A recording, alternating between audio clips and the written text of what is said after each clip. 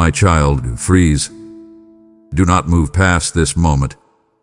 This message did not find you by accident, and it is not meant for wandering ears. It is for your eyes only. I am speaking to you now because time matters, attention matters, and what you are about to hear carries weight for your life. Slow your spirit. Still your thoughts.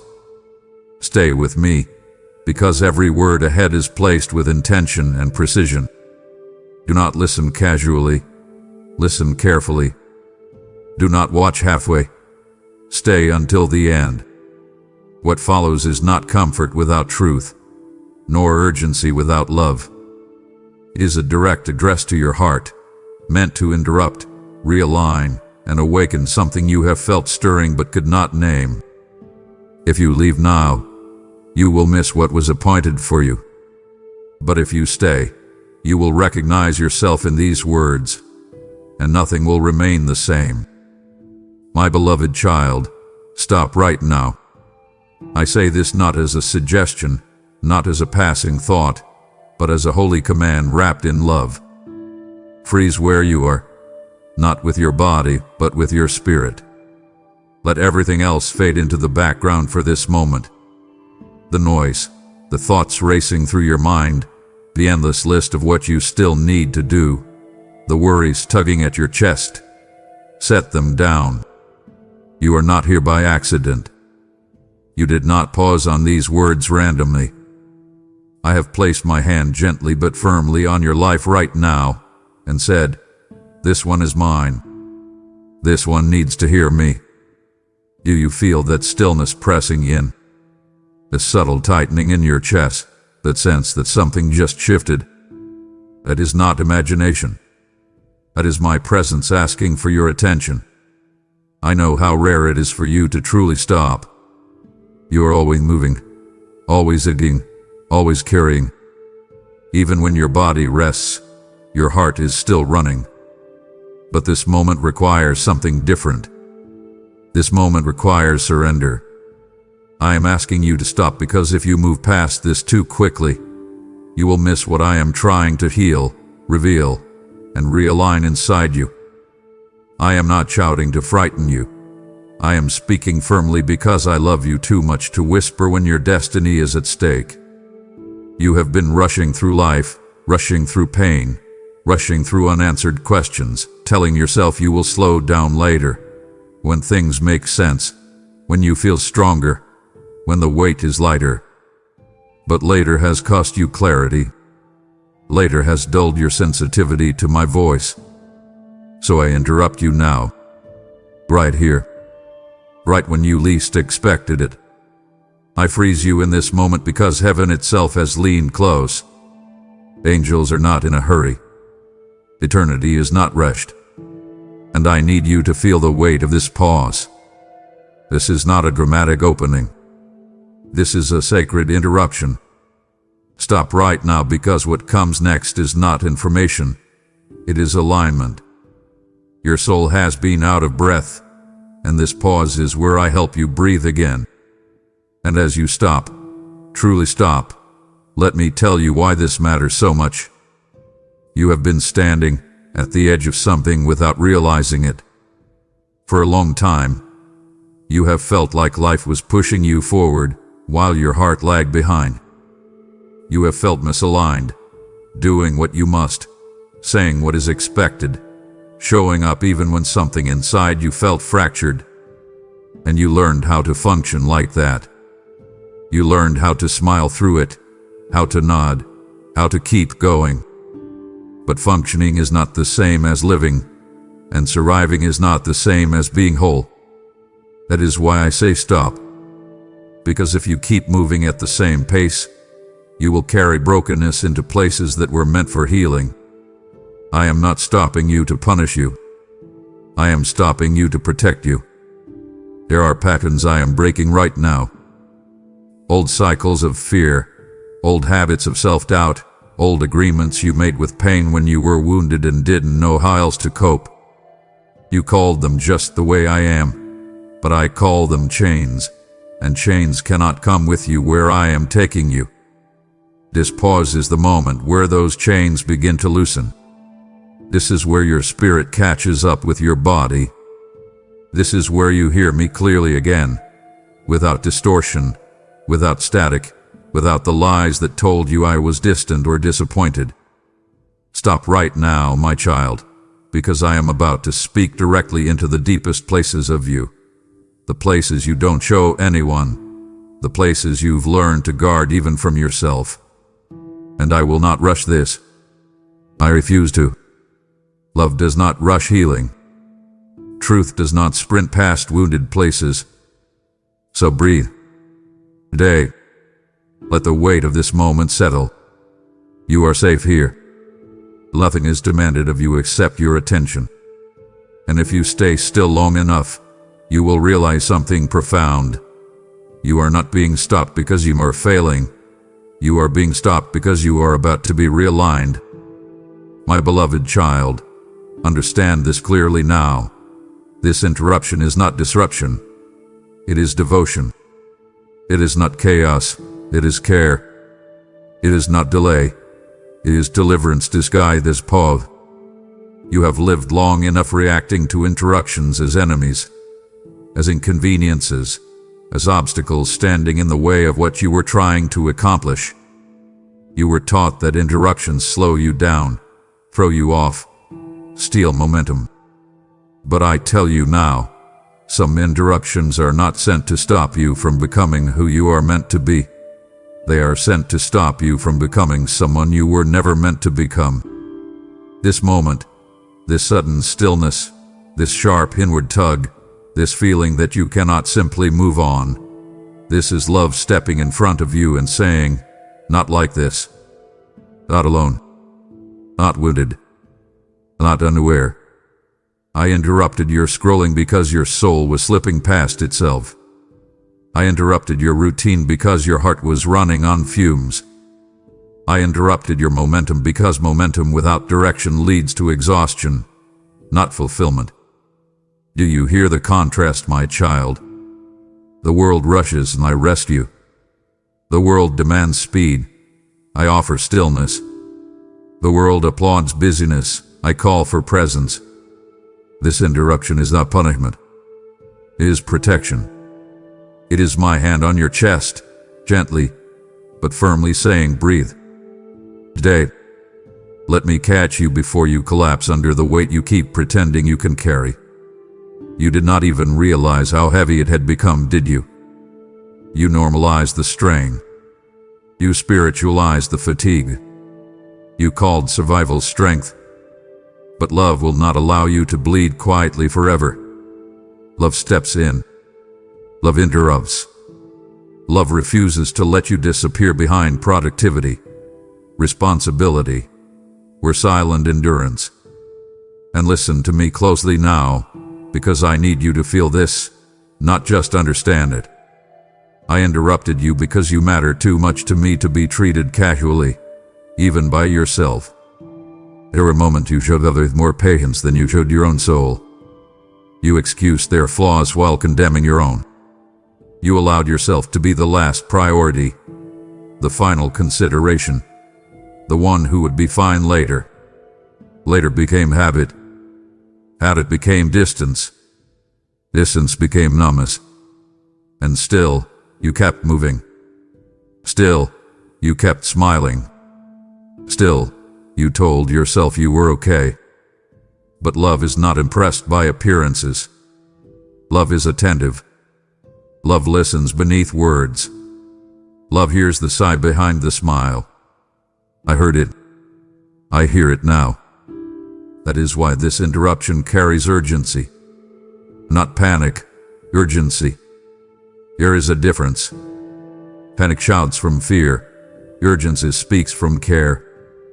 Panic says, you're about to lose everything. Urgency says, pay attention. Something precious is here. And you, my child, are precious. Your heart is precious. Your calling is precious. Your healing is precious. So I interrupt you the way a father grabs a child's hand before they step into traffic. Not to control them, but to save them. not to scold them, but to shield them.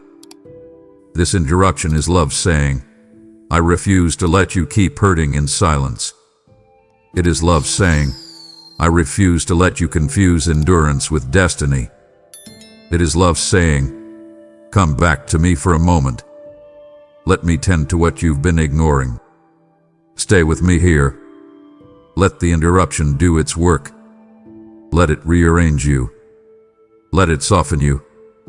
Let it remind you that being loved is not something you have to earn by pushing through pain. You are not weak for needing this pause. You are wise for receiving it. And as we move forward, remember this truth. Love that never interrupts is love that never protects. I interrupt because I care. I stop you because I see you. And I will not apologize for loving you this deeply. My child, there is a loneliness that does not come from being alone. It comes from being unseen. And I know you have felt that kind of loneliness. You have been surrounded by people yet felt invisible. You have spoken, yet felt unheard. You have shown up, yet felt overlooked. Others see your surface, your competence, your kindness, your composure. But I see the cost of carrying all of that. I see the quiet negotiations you make with yourself just to get through the day. I see the thoughts you silence before they fully form because you are afraid they will overwhelm you. I see the questions you swallow because you don't want to sound ungrateful, faithless, or weak. And I need you to hear this clearly now. Nothing about you is hidden from me. Nothing. Not the sigh you release when no one is listening. Not the ache you feel when you lie awake at night replaying conversations you wish had gone differently. Not the tension you carry in your body because your mind never truly rests. I see what no one else sees because I look at you with love, not expectation. Others look at you and measure what you produce. I look at you and cherish who you are. That contrast matters. The world notices outcomes. I notice endurance. The world celebrates success. I honor faithfulness in unseen places. The world claps for strength. I cradle vulnerability. And you, my child, have been vulnerable more times than anyone knows. You have fought internal battles while maintaining external order. You have bled quietly while functioning publicly. You have questioned yourself deeply while reassuring others confidently. And you wondered, does anyone see this? Does it matter? Let me answer you now without hesitation. I see it all, and it matters to me more than you can imagine. And because I see what no one else sees, I also see the lies you have been carrying about yourself. Lies formed in moments of rejection. Lies whispered during seasons of waiting. Lies reinforced by comparison and silence. You told yourself, if I were stronger, this wouldn't hurt. You told yourself, if I were better, this would have worked. You told yourself, if God really saw me, things would be different by now. But those conclusions were born from pain, not truth. I see the root beneath the struggle. I see the tenderness beneath the toughness. I see the longing beneath the discipline. I see the child within you who learned early how to self-soothe, self-manage, self-correct because they did not want to be a burden. And I want you to know this now. You were never a burden to me. You are not invisible to me. You do not have to translate your pain into palatable language for me to care. I understand groans you cannot form into prayers. I understand tears you wipe away before they fall. I understand silence that screams. And here is the turning point, my beloved. Being seen changes how you carry life. When you know you are seen, you no longer need to perform. When you know you are seen, you no longer need to prove. When you know you are seen, you can finally rest. That is why I am telling you this now. Not to overwhelm you, but to anchor you. As we move forward, as this message unfolds layer by layer, Remember this truth and return to it often. Even when no one else understands you, you are fully known. Even when no one else notices your effort, it is recorded in my heart. Even when you feel misunderstood, you are never misread by me. I see what no one else sees, and I love you still. Deeply, completely, permanently. My beloved child, you have been asking for a sign, sometimes boldly, sometimes quietly, sometimes so deep within yourself that even you barely recognize the question. You asked in moments of desperation and in moments of exhaustion. You asked when the room was silent and when your mind was loud. You asked when you knelt in prayer and when you stared at the ceiling with no words left to give. You asked me, are you there? You see me? Am I on the right path? Is this all there is? And hear me now, clearly and without hesitation. I heard every single one of those questions. Not one escaped me. Not one was dismissed. Not one was too small, too repetitive, or too uncertain for my attention. This moment, this pause, this message reaching you right now, is not random content drifting across your path. It is a response. It is a reply. It is heaven leaning down and answering a question your lips may not have fully formed, but your heart cried out with aching clarity. You asked for a sign, and like so many before you, you expected thunder or spectacle, something undeniable and dramatic. But instead, I chose intimacy. I chose timing. I chose precision. I chose to meet you where you actually are, not where you thought a sign should appear. Signs are not always loud. Sometimes they are exact. Sometimes they arrive so personally that they can only be meant for one set of eyes, one wounded heart, one searching soul. That is why this feels different. That is why something inside you tightened when you began reading. That is why you could not simply move on. This is not coincidence. It is confirmation. And I need you to understand something important here, my child, because Tao has tried to creep in even now. You have been conditioned to distrust moments like this.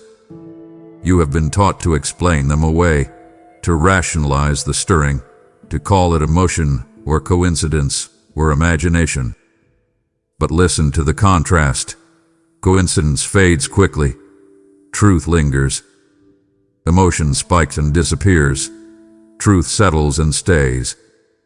Imagination entertains, my voice anchors. And what you are feeling right now is not fleeting. It is grounding. It is weighty. It carries gravity. That is how you recognize a true sign from me. It does not rush you. It arrests you. And does not confuse you. It clarifies you. It does not inflate you. It humbles you. You have been asking for direction, and I am not giving you a map. I am giving you myself. You have been asking for reassurance, and I am not handing you shallow comfort. I am inviting you into deeper trust. This sign is not meant to answer every question at once. It is meant to settle the most important one. Am I alone? And the answer is no. You never were. You are not now. You will not be. I am here, responding in real time to a real need. And as we continue, as these words unfold layer by layer, I want you to hold this truth close. You are not reaching out into emptiness. You are being answered. You are being guided. You are being met. This is the sign you asked for, not because it dazzles the eye, but because it speaks directly to your soul.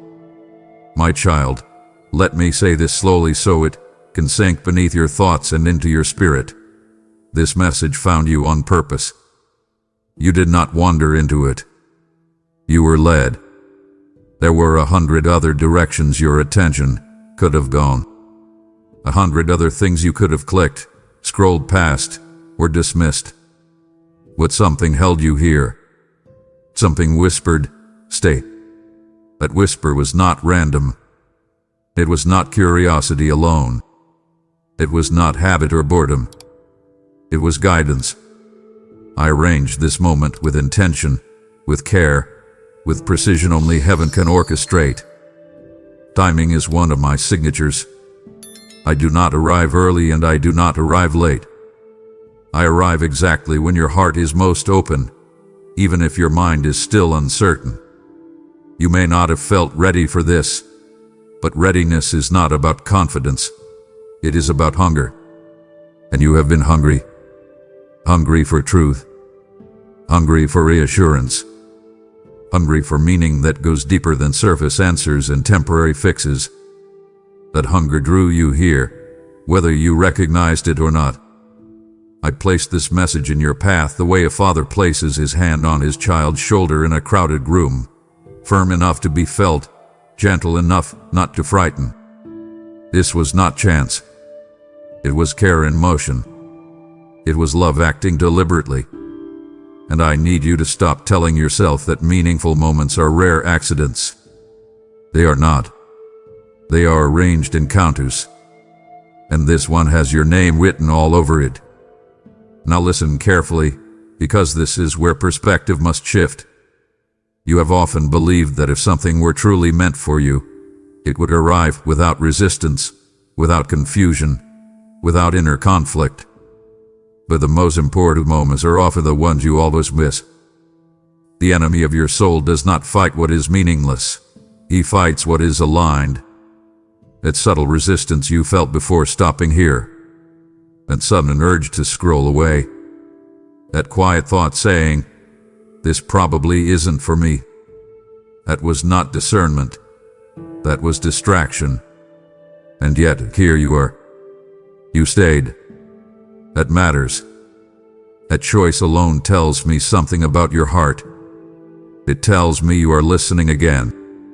It tells me you are waking up to the fact that your life is not a string of random events, but a guided journey, even when it feels messy, even when it feels delayed, even when it feels unclear.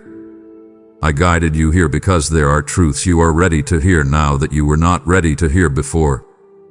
There are wounds you can finally face without being overwhelmed. There are lies you can finally release because you are strong enough to let them go. And there are new paths opening that require clarity, not confusion. That is why this message did not arrive earlier. And that is why it could not arrive later. Purpose has timing. Healing has timing. Revelation has timing. And this right now, is yours. So stay with me in this understanding, my child. Let it dismantle the old narrative that you are drifting through life unnoticed. You are not drifting. You are being led. You are not overlooked. You are being prepared. You are not late. You are arriving. This message found you because I wanted it to. Because I needed to recalibrate your heart before you take the next steps ahead. Because there are decisions coming that require discernment, not fear. Courage, not comparison. Trust, not hesitation. And I am not sending you forward blind. I am meeting you here first. Remember this when doubt tries to return later. Remember this when the world grows loud again. Remember this when you are tempted to minimize what just happened. You were found on purpose. You were addressed intentionally. And nothing about this moment was accidental. I am with you, guiding you, speaking to you. One moment, one truth, one step at a time. My beloved child, let me say this slowly, tenderly, and repeatedly until it settles where doubt once lived. You are not forgotten, not overlooked, not misplaced, not delayed by accident, not lost in the crowd, not fading into the background of someone else's story. You are not forgotten by me, not now, not ever. I know there were seasons when it felt like life moved on without you. Seasons when others advanced while you remained still. Seasons when prayers seemed to echo back unanswered and silence grew so loud it felt personal.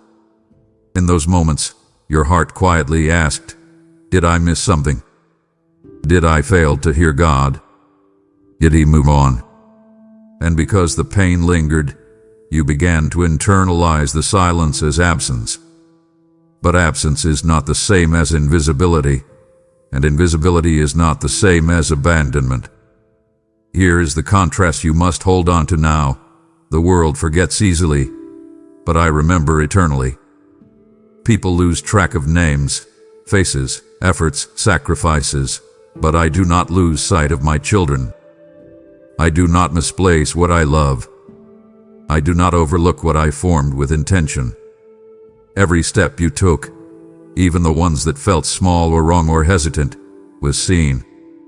Every moment you endured quietly, every time you chose to keep going when you felt empty, was recorded not as weakness but as faithfulness. You are not forgotten in the waiting. You are not forgotten in the delay. You are not forgotten in the silence. Silence does not mean I have turned away.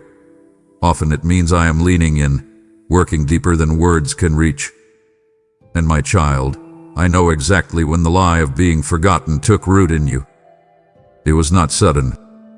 It grew slowly, fed by comparison, watered by disappointment, strengthened by unanswered why questions. You watched doors open for others while yours stayed shut. You did the right thing and still suffered. You stayed faithful and still felt overlooked. Over time, you stopped expecting to be seen. You lowered your hopes, not because you stopped believing in me, but because believing began to hurt. So you told yourself it was safer not to expect too much, safer not to hope too boldly, safer to assume you were on your own. But to hear me now with clarity and compassion, your self-protection was understandable, but it was built on a false conclusion. You were never forgotten. You were being prepared in private. The roots were growing where no applause could reach. The strength was being formed where no one could interfere. The depth was being carved where shortcuts were not allowed. And yes, it was lonely. Growth in the dark always is. But darkness does not mean neglect. It often means development. Seeds are not forgotten underground. They are hidden on purpose. And you, my child, have been hidden, not discarded. Shielded, not ignored. Preserved, not passed over. I know how long it has been. I know how heavy hope can feel when it's been carried too long. That is why I am telling you this now, not to rush you forward, but to heal the place where you stopped believing you mattered. You matter. You always did. So let this truth replace the old script that has played in your mind. When the thought returns, "I was forgotten," answer it with truth. I was remembered before I was seen. When the ache whispers, "I was overlooked," answer it with faith. I was protected from being rushed. When fear says, "I was left behind," answer it with confidence. I was held back for alignment. I am not late with you. I am precise. And I have not forgotten your name, your tears, your prayers, or your promises. I have not forgotten the version of you that hoped freely before disappointment taught you restraint. I am calling that version back to life now. Slowly, gently, safely. You are not forgotten, my child. You are remembered, fully, fiercely, forever. My child, I know how tired you are, and I do not mean the kind of tired that sleep can fix. I mean the deep weariness that settles into your bones, the exhaustion that lingers even after rest, the fatigue that comes from carrying more than you were ever meant to carry alone. I know the weight you wake up with. I know the way your mind starts running before your feet even touch the floor. I know how often you push yourself past what is healthy because stopping feels like failure. You tell yourself, "Just get through today." Then tomorrow comes, and you say it again. Day after day, week after week, you have learned how to function tired, how to smile tired, how to believe tired. But functioning is not the same as flourishing, and endurance is not the same as peace. I see the contrast clearly even if you do not. You are strong, but you are strained. Faithful, but fatigued. Capable, but carrying too much. And I want you to hear this without judgment or disappointment. Your tiredness does not disqualify you. It reveals how much you have been giving. It reveals how long you have been standing. It reveals the depth of your responsibility, your compassion, your commitment. But love does not demand that you bleed endlessly to prove devotion. Love invites rest before collapse. That is why I am speaking to you now, not later, not after you break, not after you lose joy completely. I am meeting you in the tiredness, not scolding you for it. And my beloved, I know you have tried to explain this tiredness away. You blamed age, circumstances, dress, seasons. But the truth is deeper. You are tired because you have been carrying things that belong to me. Worries you were never meant to solve alone. Outcomes you were never meant to control. Expectations you were never meant to meet perfectly. You took responsibility where trust was required. You took ownership where surrender was needed. And over time, your soul grew heavy. You became the one everyone leaned on, but you did not know how to lean back. You became reliable, but reliability slowly replaced rest. You became strong, but strength slowly replaced softness. And now you wonder why joy feels distant, why passion feels muted, why prayer sometimes feels like effort instead of connection. It is not because you are failing, it is because you are exhausted. And exhaustion distorts perspective. It makes you think everything is urgent. Everything is fragile. Everything depends on you. But hear me clearly now. It does not. I am still God even when you rest. I am still working even when you pause. I am still faithful even when you are tired. Your exhaustion is not a spiritual flaw. It is a signal that it is time to lay something down. So come closer now, my child, and let me speak rest into you, not as an idea, but as permission. Permission to stop striving. Permission to stop over-explaining. Permission to stop holding yourself to impossible standards. You do not need to earn my care. You do not need to oppress me with endurance. I already know how tired you are, and I am not disappointed. I am compassionate. I am inviting you into a different rhythm now, one where trust replaces tension and presence replaces pressure. Let this be the moment you admit the truth to me without shame. I am tired. I can work with honesty. I can heal exhaustion. I can restore what has been depleted. But I will not force rest on a soul that refuses to slow down. Stay here with me. Let your shoulders drop. Let your breathing deepen. Let the weight begin to shift. You do not have to carry it all tonight. You do not have to solve tomorrow right now. I know how tired you are, and I am here to carry you for a while. My child, I know how heavy the waiting has felt. I know how long it has stretched, how often you checked the horizon hoping today would be different, how many times you whispered, "Surely now," only to face another delay.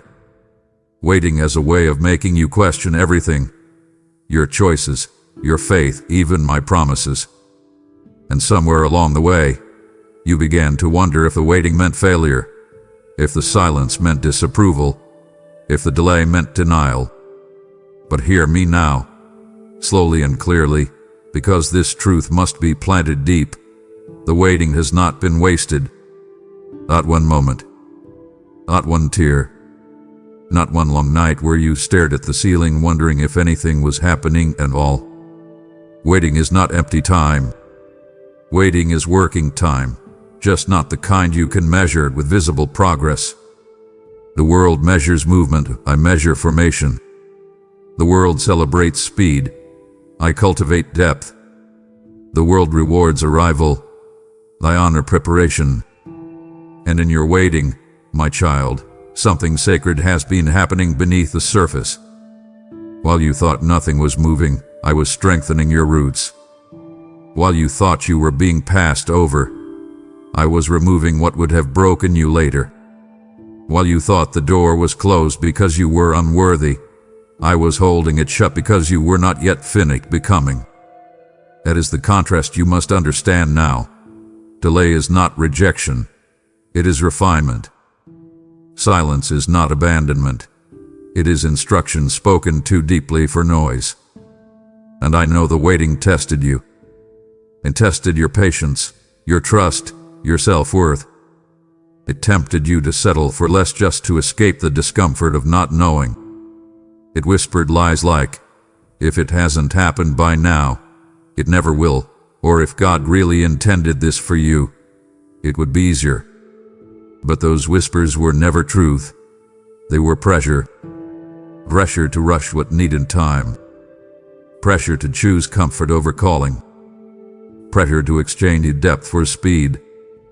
And you resisted more than you realize. Even when you doubted, you stayed. Even when you were discouraged, you did not fully walk away. Even when you felt forgotten, something in you still believed there was meaning in the delay. That quiet endurance mattered. It shaped you in ways success never could. It taught you discernment instead of impulse. It taught you humility instead of entitlement. It taught you dependence instead of control. And yes, you heard. Growth always does when it happens in the dark. But wasted seasons do not produce wisdom, and you have wisdom now. You see differently. You feel more deeply. You understand pain without becoming it.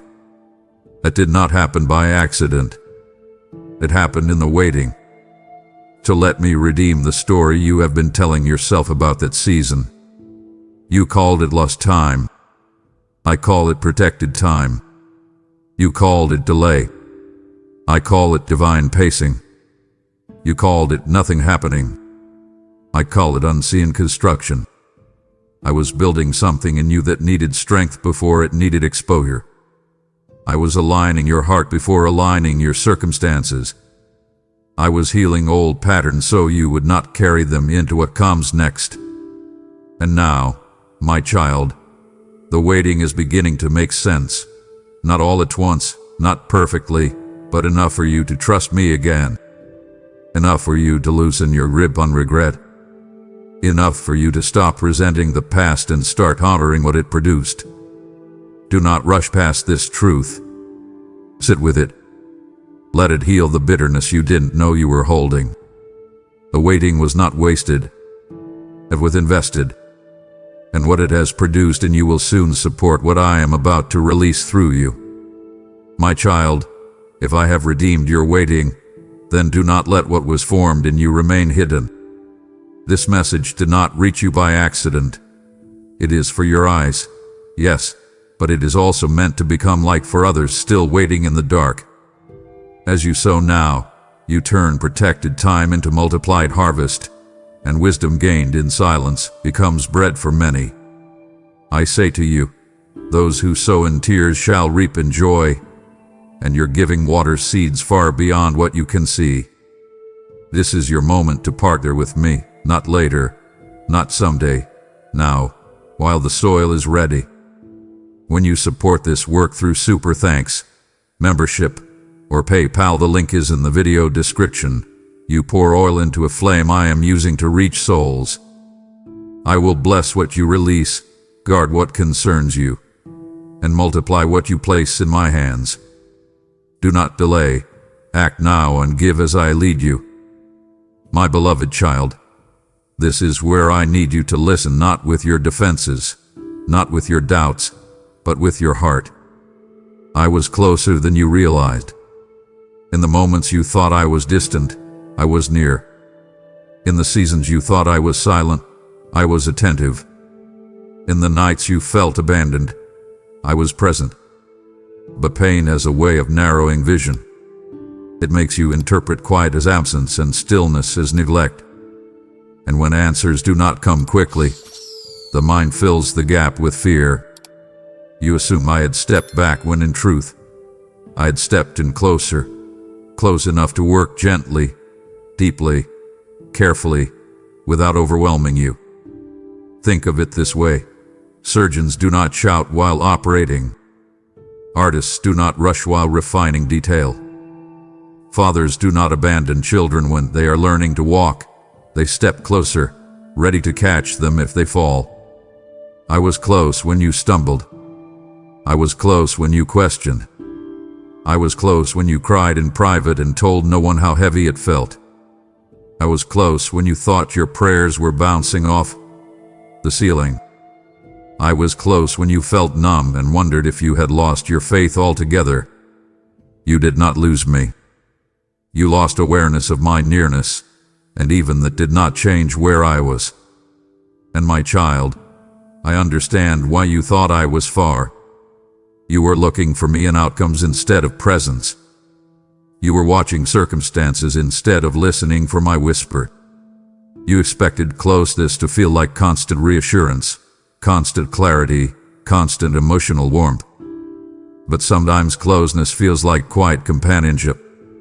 Sometimes it feels like strength without explanation. Sometimes it feels like survival when you should have collapsed. That was me. When you had no reason to keep going but did anyway, that was me. When you felt peace in moments that should have broken you, that was me. When you avoided decisions that later proved harmful even though you didn't know why at the time, that was me. I was guiding you subtly, steering you gently, guarding you invisibly. And now that you are looking back, you can see the fingerprints everywhere. Doors that closed just in time. Relationships that ended before they could destroy you. Delays that spared you from consequences you could not yet see. That was not luck. That was proximity. That was me being close enough to intervene quietly. So let this realization soften something in you. Let it heal the idea that you must always feel me to be held by me. Faith is not proven by constant emotion. It is proven by sustained presence. And I have been present every step. I did not wait for you to feel strong. I did not pull away when you doubted. I did not withdraw when you struggled to trust. I stayed. That is who I am. And as we move forward now, as your awareness of my nearness sharpens, life will feel different. Not because everything changes overnight, but because you will no longer walk believing you are alone. You will notice me more. You will hear me sooner. You will trust me deeper. And when the next quiet season comes, and it will, you will not panic the way you once did. You will remember this truth and say, He is close, even now. My child, I was closer than you realized then. And I am closer than you realize now. Always. My beloved child, pause with me here for a moment, because this truth carries weight and it deserves to be felt, not skimmed. You survived what should have broken you. Not what felt hard, not what was inconvenient or uncomfortable, but what statistically, emotionally, and spiritually should have ended you. There were moments when the pressure exceeded your capacity, when the loss was heavier than your strength, when the betrayal cut deeper than your understanding. And yet, you are still here, breathing, thinking, hoping, even if quietly. That is not normal resilience. That is not coincidence. That is grace woven into endurance. There were storms that should have swept you away, nights that should have consumed you, seasons that should have hardened your heart beyond recognition. But they did not. Something held you together when you had no explanation for why you didn't fall apart completely. Something steadied you when you were shaking. Something anchored you when everything familiar shifted beneath your feet. That something was me. I was with you in the fracture, not watching from a distance but bracing you from within. You did not survive because you were unbreakable. You survived because you were held. And there is a profound difference between the two. The world praises toughness. I honor perseverance. The world applauds those who never crack. I draw near to those who bend and keep going anyway. You survived not because the pain was small, but because my presence was greater. And I know you minimize it now. You look back and say, others have had it worse, or I should be over this by now, or I didn't really survive. I just endured. But survival does not always look triumphant. Sometimes survival looks like getting out of bed when you don't want to exist. Sometimes it looks like choosing not to give up even when you don't feel hope. Sometimes it looks like staying kind when bitterness would have been easier. Sometimes it looks like continuing to believe, even when belief feels fragile and thin. You measure survival by how quickly you recovered. I measure it by the fact that you are still standing, still loving, still open, still willing to listen. That alone tells me everything. You survived disappointment that could have made you cynical. You survived rejection that could have made you close off. You survived confusion that could have made you walk away from faith entirely. But you didn't. You questioned, yes. You doubted, yes. You struggled, yes. But you stayed. And staying, when leaving would have been understandable, is one of the purest forms of courage. Do not underestimate what you walk through. Do not dismiss the cost. Do not belittle the strength it took to keep going. You survived what should have broken you, and survival has left evidence in you. Depth, empathy, discernment, humility. These are not scars of weakness. They are marks of formation. So let me reframe your story now. What you called barely making it, I call refusing to quit. What you called just getting by, I call faith under fire. What you call damage, I call refinement. You were not destroyed by the storm. You were defined by how you moved through it. And here is the part I need you to receive. The things that tried to break you will not have the final word. They do not get to define your future. They do not get to narrate your identity.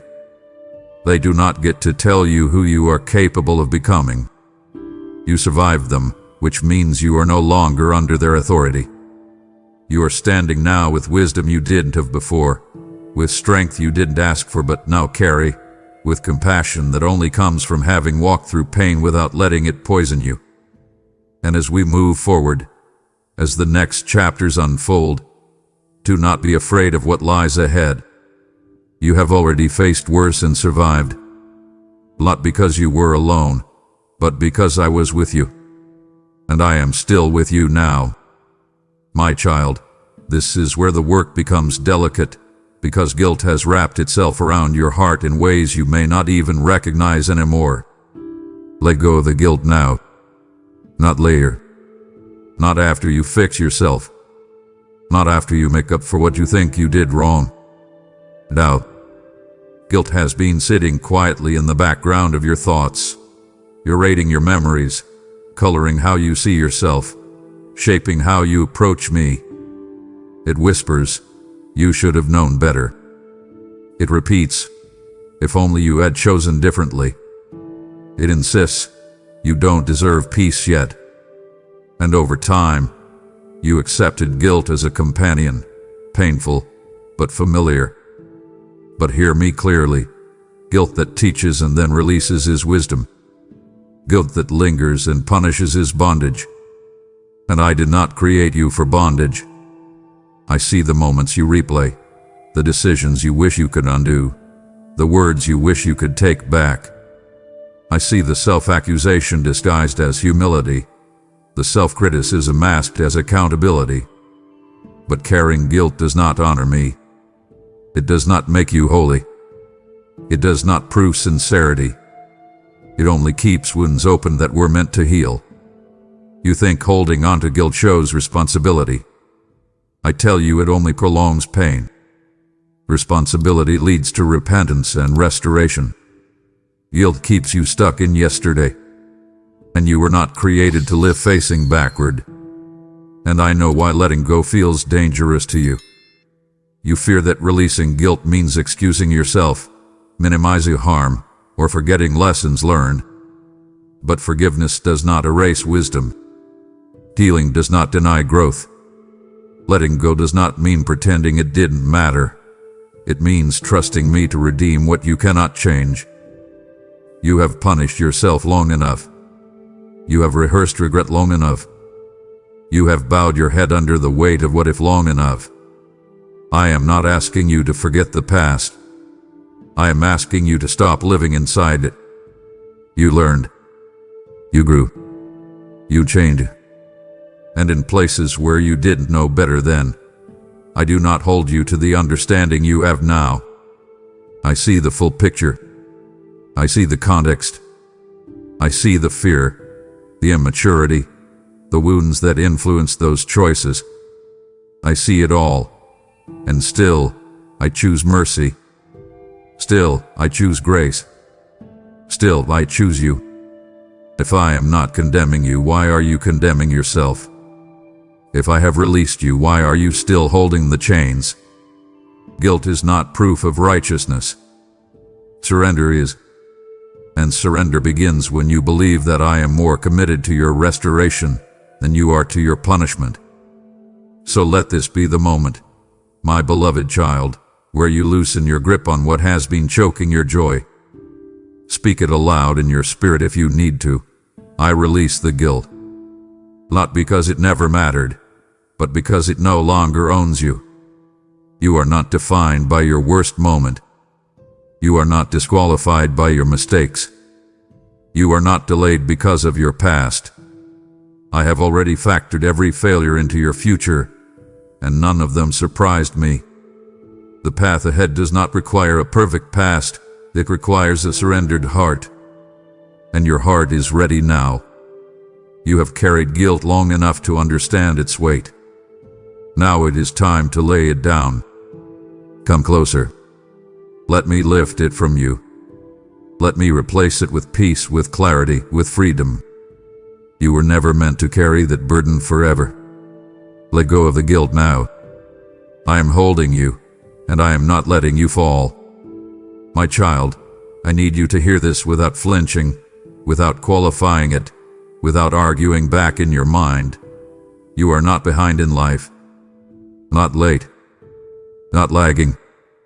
Not failing to keep pace with some invisible clock you imagine everyone else is following. That clock was never mine. It was built from comparison, fed by pressure, and enforced by fear. You learned early to measure yourself by milestones, by timelines that promised meaning if you arrived on time. And when your life did not match those expectations, when your path curved instead of sprinted straight, you assumed something was wrong with you. You told yourself you missed a window. You believed you fell behind while others moved ahead. But listen to the contrast I place before you now. Human timelines reward speed. Divine timing cultivates readiness. Human clocks rush outcomes, my timing prepares hearts. Human culture shames delay, I use it to deepen discernment. You are not behind. You are being aligned. Alignment takes time because it requires honesty, humility, and healing. It requires shedding what you picked up just to survive. It requires learning who you are apart from applause and comparison. And that kind of work cannot be rushed without breaking the vessel it is meant to fill. I know how often you compare your life to others, sometimes openly, sometimes quietly, sometimes so subtly you hardly notice it happening. You scroll, you listen, you observe, and a voice inside whispers, "They're ahead. You're late." That voice steals peace and calls it motivation. It steals joy and calls it realism. But it is neither. It is a thief. It does not tell the truth about you or about them. You see their highlight and compare it to your hidden work. You see their arrival and ignore their preparation. You see their outcome and discount your formation. And in doing so, you must judge your own progress. Progress is not always visible. Some of the most important steps you've taken happened inwardly. Steps away from toxic patterns, steps toward self-awareness, steps into courage that no one applauded. You unlearned habits that once protected you but later restricted you. You chose healing over hiding. You chose integrity over shortcuts. You chose depth over speed. Those choices moved you forward more than any milestone ever could. And yet, because they were quiet, you called them delay. I called them wisdom. So let me dismantle the lie that has followed you like a shadow, that if it hasn't happened yet, it never will. That lie is born from impatience, not truth. What is meant for you does not expire because time passes. Promises do not rot. Purpose does not vanish. Calling does not evaporate because the road was longer than expected. I am not bound by deadlines, and neither is what I have prepared for you. You are not racing against others. You are walking with me. And I do not lead anyone late. Sometimes I slow you down so you don't outrun your character. Sometimes I hold you back so you don't step into something before it is safe. Sometimes I take the long road because the short one would have cost you too much. And when you finally arrive, and you will arrive whole, not hollow. You will arrive ready, not reckless. You will arrive grounded, not grasping. That is not being behind. That is being wisely led. Lift your head, my child. Release the shame of imagined lateness. You are not behind. You are exactly where growth has brought you, and growth has been doing holy work in you. My beloved child, there is a wound you learned to live with, a hurt you adapted around, a pain you stopped naming because it felt permanent. And over time, that hurt began to speak, to narrate your story, to explain your reactions, to justify your caution. It told you who you were allowed to be and who you should never become again. But I am speaking now to reclaim your identity from your injury. What hurt you did not define you. Not the betrayal. Not the rejection. Not the abandonment. Not the disappointment that carved questions into your heart. Those experiences marked you, yes, but they do not name you. They touch you, but they do not own you. And the difference between being marked and being defined is everything. The world often confuses the two. It tells people to introduce themselves by their pain, to explain themselves by their trauma, to limit themselves by what went wrong. But I did not create you from brokenness. I created you from intention. Before the wound, there was design. Before the damage, there was dignity. Before the hurt, there was calling. And none of those were erased by what you endured. I know how the hurt changed you. It made you more careful. It taught you to read rooms quickly, to anticipate shifts, to protect yourself before danger arrived. Those instincts were not evil, they were survival. But survival is not meant to be a permanent identity. You were never meant to live forever braced for impact. The walls you built kept you safe for a season, but now they are keeping you small. You call it wisdom, but sometimes it is fear wearing a reasonable face. You call it discernment, but sometimes it is pain refusing to risk again. And I do not shame you for that. I understand it. I was with you when the wound happened.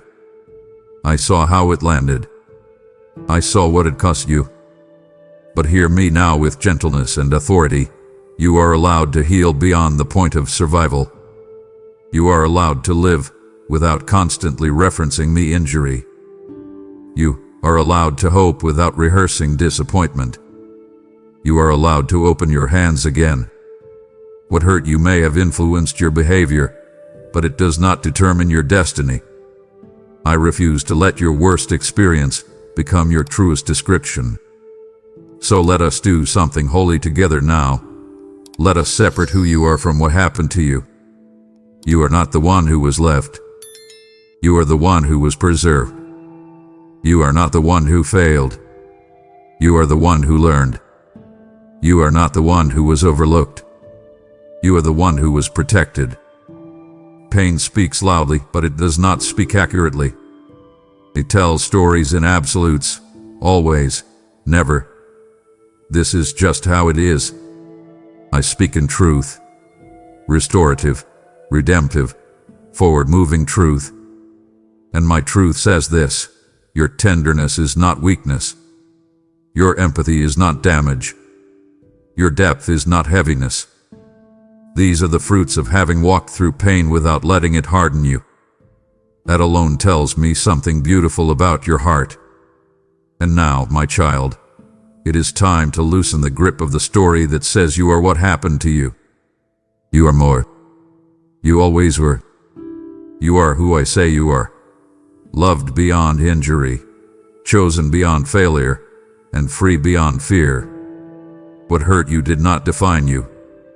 I do. And I am not finished telling your story. My beloved child, there is a place in you that learned how to endure pain instead of expecting healing. A place that stopped praying boldly because disappointment hurt too much. A place that quietly accepted, this is just how it is now, not because you lost faith, but because hope felt dangerous. And I know exactly where that place is.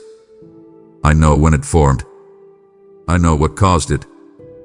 I know the moment you realized the pain wasn't leaving quickly. The moment you adjusted your expectations downward just to survive. You didn't do it out of rebellion. You did it out of self-preservation. But hear me now, with clarity and authority wrapped in tenderness. I am healing what you thought was permanent. The wound you learned to live with is not your final condition. The ache you stopped naming is not your destiny. The limitation you accepted is not the boundary of your future. You mistook duration for definition. You assumed that because it lasted, it must be forever.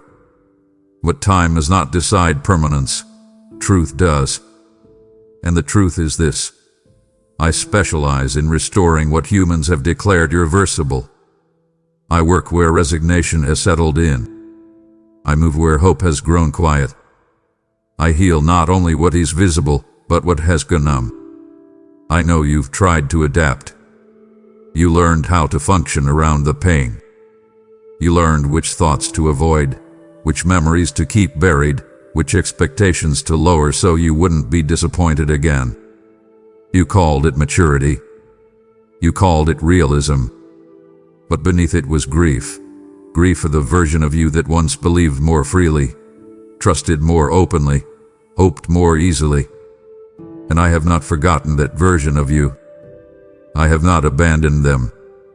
I have been waiting for the right moment to reach them safely. Healing too early can reopen wounds. Dealing too forcefully can overwhelm fragile places. So I waited. Not because I was absent, but because I was precise. And now you are strong enough to receive what once would have broken you. Now you can feel without being consumed. Now you can remember without being destroyed. That is why I am speaking to you this way now. This is not coincidence. This is timing. Healing is not always dramatic. Sometimes it is gentle, deliberate, and deeply personal. Sometimes it feels like a slow loosening rather than a sudden release. But make no mistake, movement is happening. Restoration is underway. What you thought was frozen is thawing. What you thought was dead is responding to life again. So let me touch the place you protected. Let me enter the room you locked. Let me speak into the silence you accepted as final. You do not need to brace yourself anymore. You do not need to manage the pain before I arrive. I am not afraid of your wounds. I am not overwhelmed by your history. I am not discouraged by how long it has been. I work outside of clocks and beyond conclusions. I am healing what you thought was permanent, not to erase your past, but to redeem it. Not to deny what you went through, but to free you from having to live inside it forever. You are not broken beyond repair. You are not stuck beyond hope. You are not damaged beyond restoration. Healing is not something you must chase.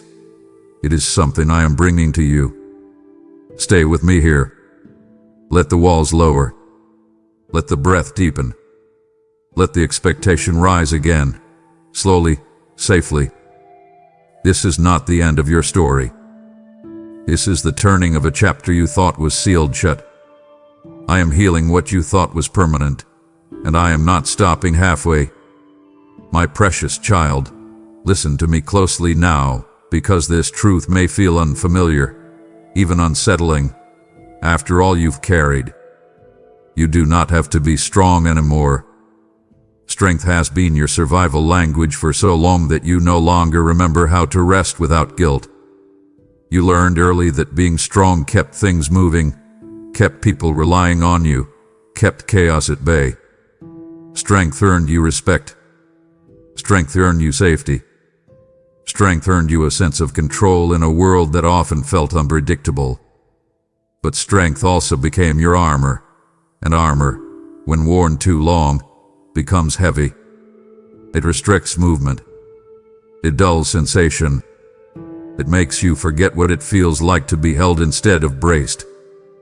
I see how tired that armor has made you. I see the pressure you feel to stay composed, capable, dependable. Even with me, you sometimes try to be strong first and honest second. But I am not asking you to impress me with endurance. I am inviting you to trust me with vulnerability. Strength has carried you this far, but it is not what will carry you forward. Surrender will. I know the fear beneath the strength. The fear that if you stop holding everything together, it will all fall apart. The fear that if you admit you are tired, you will be seen as weak. The fear that if you let go, no one will catch you. But hear me now. I am already holding what you are afraid to release. The world may reward strength, but I restore the weary. The world says, try harder. I say, come closer. The world says, hold it together. I say, lay it down. You do not need to prove resilience to me. I already know your capacity. I already know your limits. I already know how much you've carried.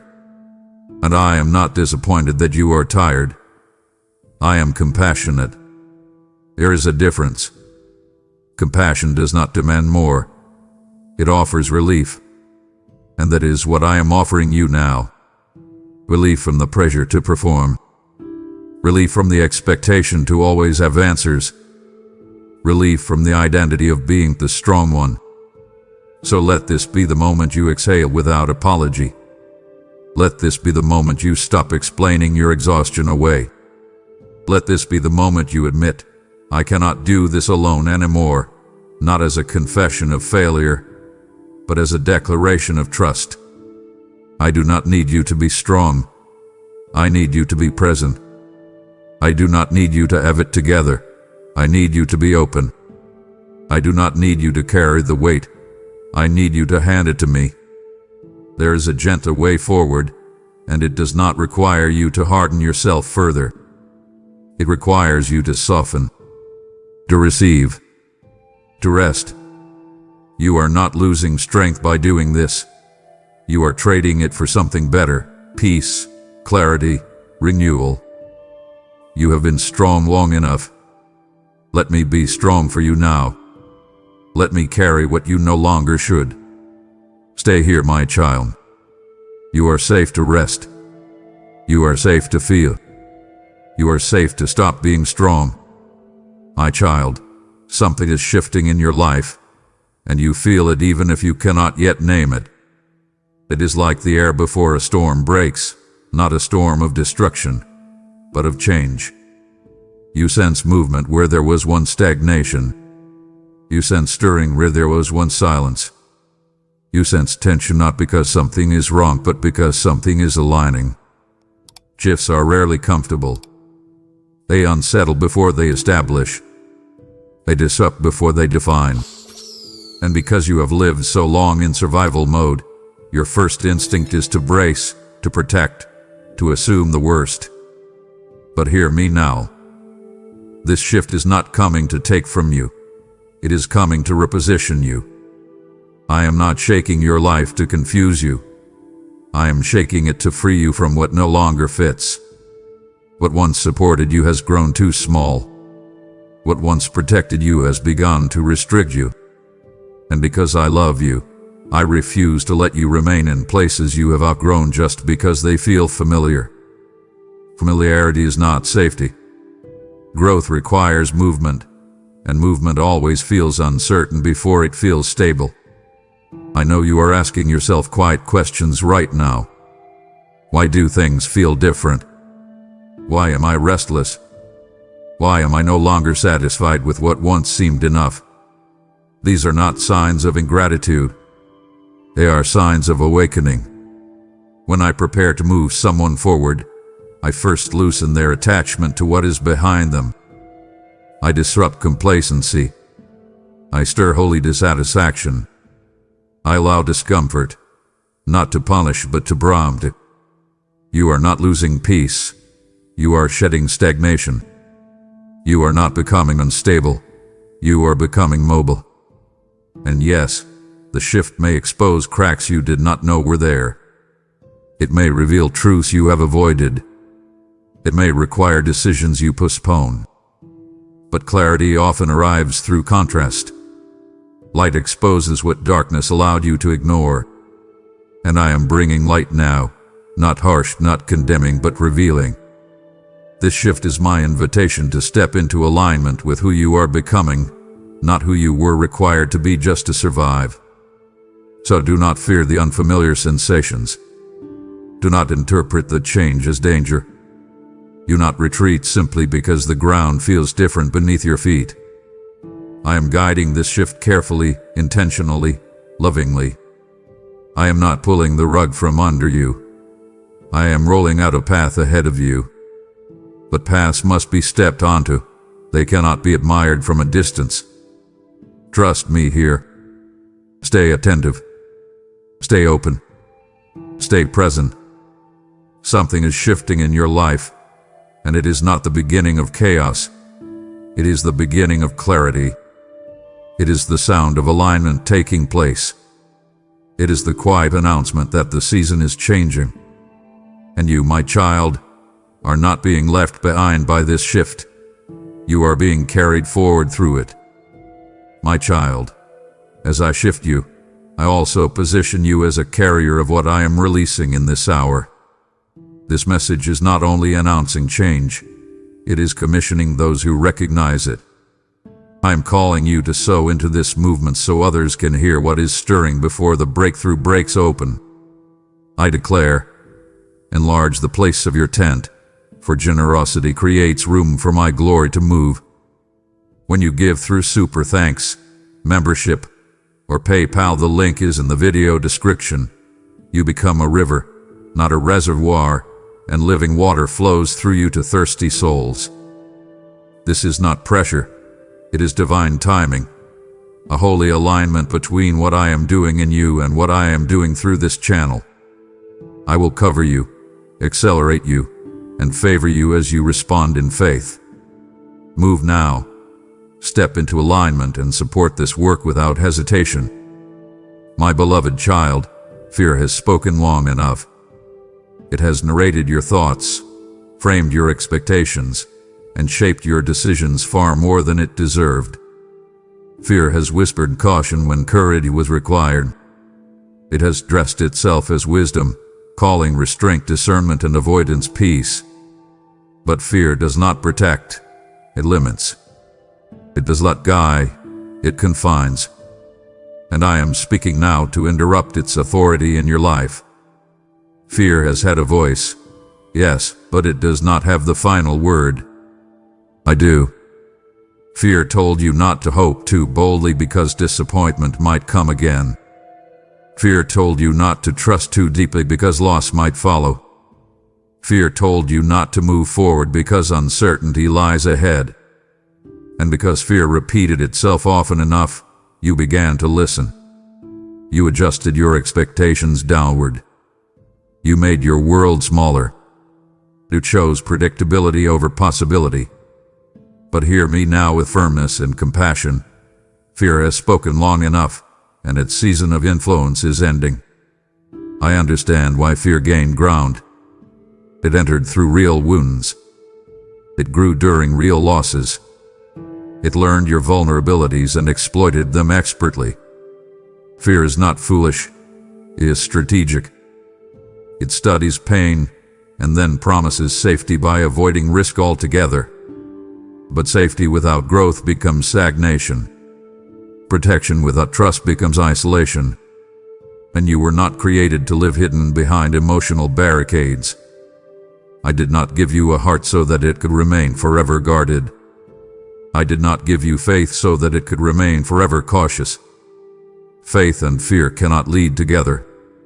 One must yield. And now, fear must step back. Not because you suddenly feel brave, but because I am calling you forward. Courage is not the absence of fear. It is obedience in its presence. And I am not asking you to feel fearless. I am asking you to trust me more than you trust the warnings fear keeps rehearsing. So let us silence the old script together. When fear says, "What if it fails?" answer it with truth. What if it heals?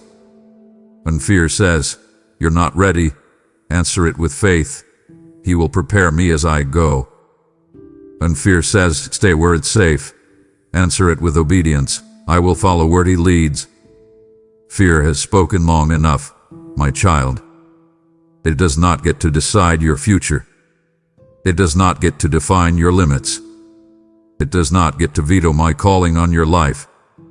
I am with you. I go before you. I walk beside you. And I will not lead you into harm. I will lead you into growth. Step forward now, not recklessly but trustingly. Let fear grow quiet as my voice grows clear. This is not the end of your story. It is the moment where fear stops narrating it. My child, I am not asking you to trust me with the whole road, only with the next step. I know you want clarity before movement, certainty before obedience, guarantees before surrender. You want to see the full picture so you can decide whether it is safe to proceed. But that is not how trust is formed, and it is not how faith matures. Faith is not built by seeing everything, it is built by stepping when you see just enough. And right now, you see enough. You see the next step, not the 10th, not the destination, not the outcome, but the next. And that is intentional. I reveal in portions because trust grows in portions. If I showed you everything at once, you would rely on understanding instead of dependence. You would calculate instead of listen. You would control instead of follow. So I stand before you now and say, gently but firmly, trust me with the next step. Not tomorrow's burden. Not next year's questions. Not the outcomes you cannot predict. Just the step directly in front of you. The conversation you need to have. The boundary you need to set. The habit you need to release. The courage you need to summon.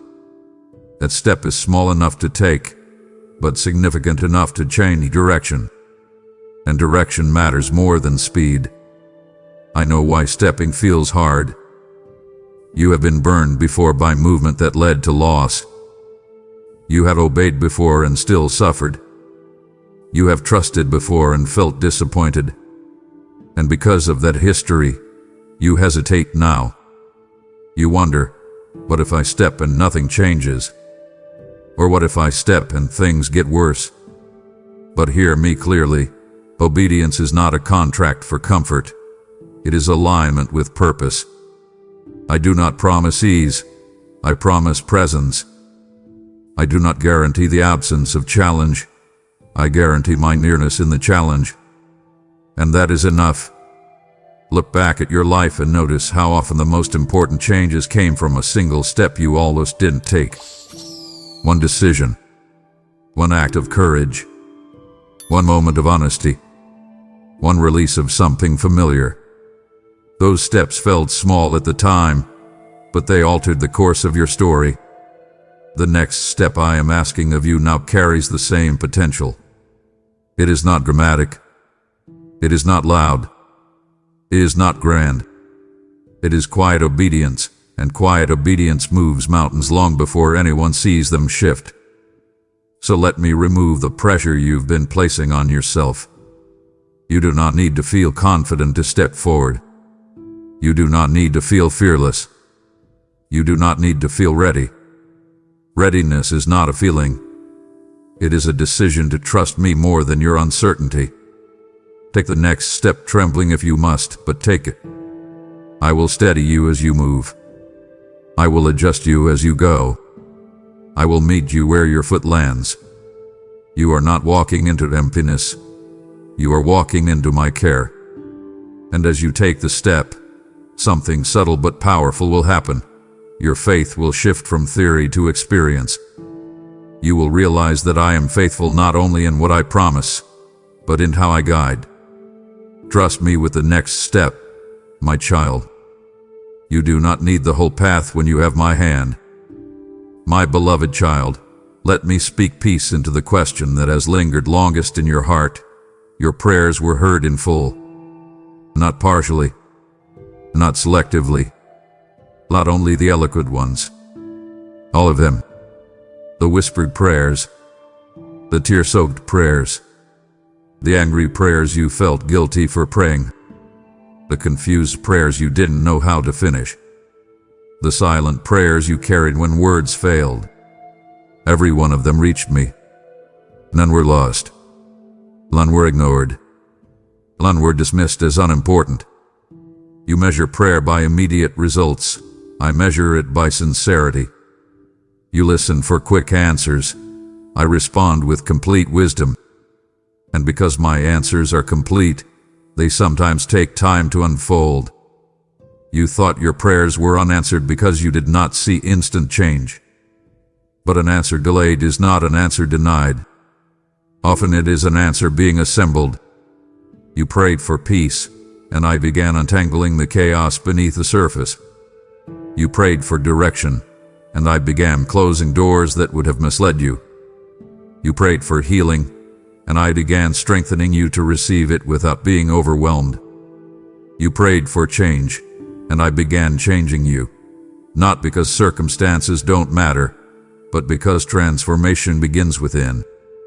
I know how discouraging it felt to keep praying while nothing seemed to move.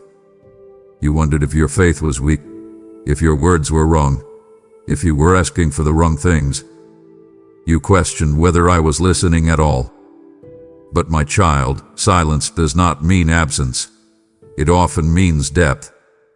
When I answer too quickly, you may celebrate the relief but miss the lesson. When I answer slowly, I ensure the blessing does not become a burden. I saw what you could not. I knew what you were not ready for yet.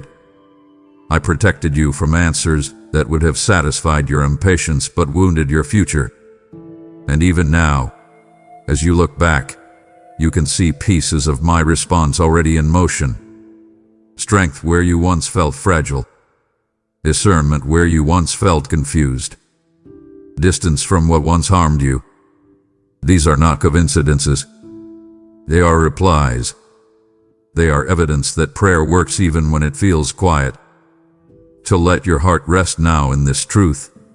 You were heard. Fully. Completely. Intentionally. You did not need to repeat yourself louder for me to listen. You did not need perfect words. You did not need flawless faith. I am not moved by performance. I am moved by honesty. And you were honest. That is why your prayers carry weight. That is why they are alive. That is why they are still unfolding. What you prayed for is not lost. It is working. What you asked for is not forgotten. It is forming. What you entrusted to me is not delayed. It is being delivered at the right depth, in the right order, at the right time. Stay attentive now. Stay expectant. Stay grounded. Answers are closer than you think, not always in the way you imagined, but always in the way you need. Your prayers were heard in full, my child, and I am not finished answering them yet. My child, I need to correct a belief that has quietly governed your life for far too long. Rest is not weakness. You were taught, by culture, by circumstance, by necessity, that rest must be earned, justified, postponed. You learned that stopping meant falling behind, that slowing down meant losing ground, that resting meant you were not doing enough, not trying hard enough, not believing strong enough. So you kept going. You played through exhaustion. You spiritualized burnout. You told yourself that if you just held on a little longer, peace would come later. But later never arrived, did it? It only kept moving further away as you carried more weight. Hear the contrast now, and let it settle deeply. The world worships hustle. I honor restoration. The world praises output. I protect your soul. The world says, prove your worth. I say, receive my care. Rest is not retreat. It is repair.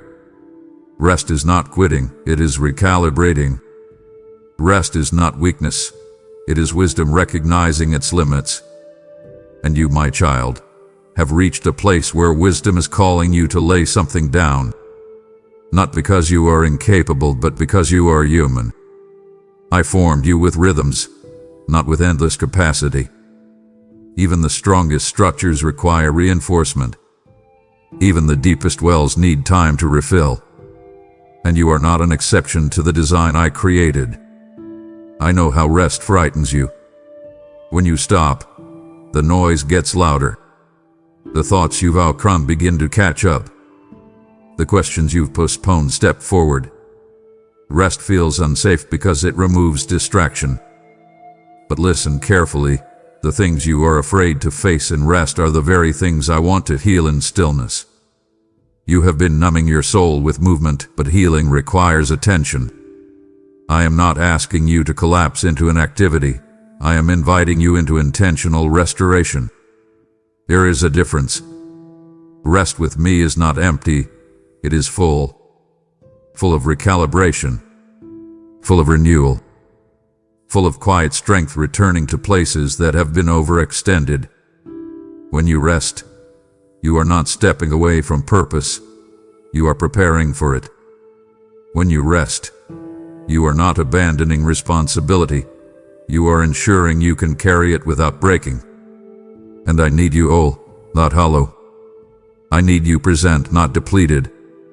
I need you alive, not merely functioning. So release the guilt you feel when you slowed down. That guilt is not from me. It is a residue of pressure, not truth. You do not owe the world constant productivity. You do not owe people endless access. You do not owe circumstances your health. You owe your soul care. You owe your body gentleness. You owe your spirit space to breathe. And I am giving you permission, holy permission, to rest without apology. Rest your mind from constant vigilance. Rest your heart from constant self-correction. Rest your spirit from constant striving. Let me restore you in ways effort never could. Because what is coming next in your life will require clarity, not exhaustion. It will require discernment, not desperation. It will require strength, but strength that flows from rest, not strength run out of depletion. Rest is not weakness, my child. It is alignment with how I created you. And as you learn to rest again, you will find something surprising. Peace will no longer feel like a distant reward. It will become your foundation. My beloved child, I want you to stop for a moment and let this truth reach a place words rarely touch. I am proud of you. Not proud in a distant, ceremonial way. Proud in a deeply personal, intimate, fatherly way. Proud not because you did everything right, but because you kept going when it would have been easier to give up. Proud not because you were perfect, but because you were faithful in imperfection. Proud not because life was easy for you, but because you did not let hardship strip you of your humanity. You have been measuring yourself by outcomes, by what worked, what failed, what you accomplished, what you lost. I measure you by endurance, by integrity, by the way you continued to love even when love cost you. I saw the nights you cried in silence. I saw the mornings you got up anyway. I saw the prayers you prayed when you didn't feel strong enough to pray. I saw the kindness you extended when your own heart felt bruised. And I need you to hear this now. All of that mattered. All of it. Heaven noticed. I noticed. And I am proud of you. I know you struggle to receive affirmation. Praise feels uncomfortable because you know your flaws too well. When someone says they are proud of you, a voice inside quickly lists reasons they shouldn't be. But listen to the contrast here. Shame keeps a record of failures. Love keeps a record of faithfulness. Shame says, look at what you didn't do. Love says, look at what you endured. Shame points to weakness. Love recognizes courage that operated quietly. You have been courageous in ways no one applauded. You have chosen honesty over pretense. You have chosen growth over bitterness. You have chosen to stay soft in a world that rewards hardness. That is not small. That is not ordinary. That is not unnoticed. I am proud of you for continuing to seek truth even when answers were slow. Proud of you for not allowing disappointment to turn you cynical. Proud of you for staying open to my voice even after seasons of silence. Proud of you for carrying responsibility with humility rather than entitlement. Proud of you for choosing integrity when shortcuts were available. These are not flashy victories, but they are eternal ones. So let this pride settle into you, not as arrogance, but as assurance. Assurance that your life has meaning beyond what you can see right now. Assurance that your efforts were not wasted. Assurance that you are not a disappointment to me. I do not look at you and see what you lack. I see what you've overcome. I do not look at you and see delay. I see perseverance. I do not look at you and see failure. I see formation. And because I am proud of you, I am not finished with you. Pride does not mean completion. It means affirmation along the way. It means I see you. I value you. I delight in who you are becoming. Let this truth strengthen you where doubt once lived. Let it quiet the voice that says you are never enough. Let it steady you as you move forward into what comes next. I am proud of you, my child. Carry that with you, not as pressure to perform, but as confidence that you are loved, seen, and celebrated by me. My child, the season ahead will feel lighter, not because life will suddenly become effortless, not because challenges will vanish, not because responsibilities will evaporate, but because the weight you have been carrying will no longer rest on your shoulders alone. There is a difference between a life with problems and a life with unbearable pressure. You have lived too long under pressure. Pressure to be strong, pressure to be consistent, pressure to make the right choices without clarity, pressure to hold everything together while feeling yourself unravel inside. And pressure changes how everything feels. It makes small things heavy. It makes normal days exhausting. It makes joy feel fragile and temporary. But I am speaking to you now to tell you this. The pressure is lifting. Slowly, yes. Gently, yes. But unmistakably, the atmosphere around your life is changing. What once felt dense is beginning to thin. What once felt suffocating is beginning to breathe. And you will notice it not in fireworks, but in subtle relief. In the way you wake up with less dread. In a way your chest doesn't tighten as often. In the way decisions don't feel as paralyzing as they once did. Lightness is not the absence of difficulty. It is the presence of support. And I am stepping closer in this season so you do not have to carry what was never meant to be yours alone. I know you are cautious when you hear words like lighter. You have learned not to expect too much. You have learned to guard your hope carefully, to ration it so disappointment cannot overwhelm you again. But hear me clearly, this lightness is not naive optimism. It is spiritual recalibration. You have released things you didn't even realize were draining you. Old guilt, old fear, old expectations that were never mine. You have learned to say no without explaining yourself. You have learned to pause instead of panic. You have learned to rest instead of prove. And those internal shifts change the weight of everything. The same circumstances that once crushed you will not crush you now. Not because they changed, but because you did. You are carrying wisdom now instead of desperation. You are carrying discernment instead of self-blame. You are carrying trust instead of control. And these things make life feel lighter even when the road is not smooth. Do not underestimate what has already shifted inside you. Internal freedom always precedes external ease. So as you step into what is next, pay attention to the small mercies, the unexpected calm, and moments where laughter returns without effort, the nights where sleep comes more easily. These are signs, not coincidences. They are evidence that I am rebalancing your life. You are learning to walk without bracing for impact at every step. You are learning to live without anticipating disaster.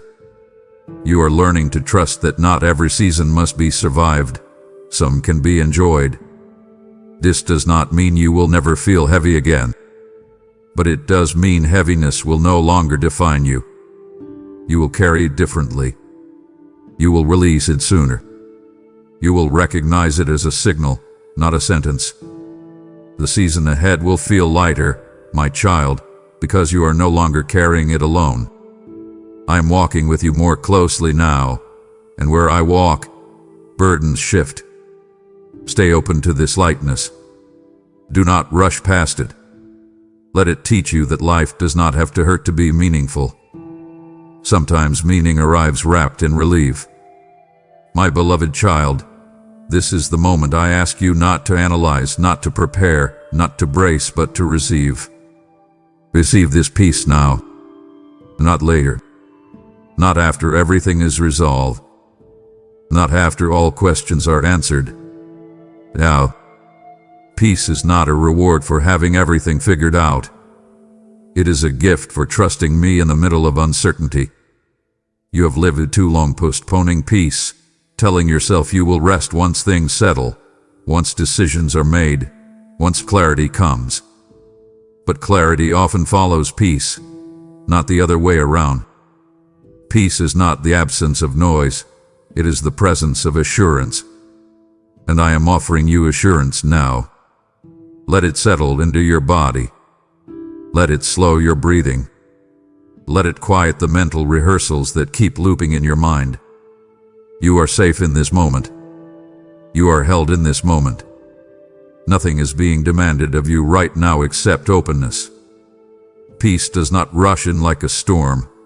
It arrives like a gentle tide, steady and persistent, washing away what tension has left behind. And you may feel resistance to it. That resistance is not failure. It is unfamiliarity. You are learning a new way of being. I know peace has felt elusive to you. You touched it briefly, then lost it again. You wondered if it was even possible for someone with your history, your mind, your responsibilities. But hear me clearly. Peace is not reserved for the unscarred. It is given to the willing. Willing to stop fighting everything. Willing to stop rehearsing worst-case scenarios. Willing to stop believing that anxiety equals preparedness. You have confused vigilance with wisdom and tension with responsibility. But peace is not carelessness. It is confidence in my presence. When you receive peace, you are not ignoring reality. You are choosing where to anchor your soul. And I am inviting you to anchor it in me. Right here. Right now. Let the muscles in your shoulders soften. Let the tightness in your jaw ease. Let your thoughts slow from a sprint to a walk. This is not you letting things slide. This is you trusting that I am active even when you are still. So receive this peace now, my child, as a declaration of trust. Trust that you do not have to solve everything tonight. Trust that tomorrow will meet you with enough grace for what it holds. Trust that I am already at work in the places you worry about most. Peace is not passivity. It is alignment. And alignment brings clarity, strength, and courage in its time. Let this peace become familiar. Let it be the place you return to when fear tries to rise again. Let it be the reminder that you are not alone in your thoughts, not abandoned in your decisions, not exposed in your waiting. Receive this peace now. It is not fragile. It will not disappear the moment you stop reading. It is anchored in me, and I do not shift. Stay here for a moment longer. Breathe. Receive. This peace is yours. My beloved child, do not dismiss what you feel right now. Do not explain it away. Do not shrink it. Do not rush past it. What is happening within you in this moment is not ordinary emotion and not fleeting inspiration. It is recognition. It is alignment. It is your spirit responding to truth it hath been waiting to hear. You have been trained to doubt moments like this. You have been taught to question stillness, to mistrust peace, to suspect clarity. When something feels gentle instead of chaotic, you wonder if it will last. When something feels affirming instead of demanding, you wonder if it is real. But hear me now, this is real. The calm settling in your chest, the sense of being seen, the quiet conviction that something has shifted. These are not tricks of the mind. They are signals of resonance. Truth resonates. It settles instead of spikes.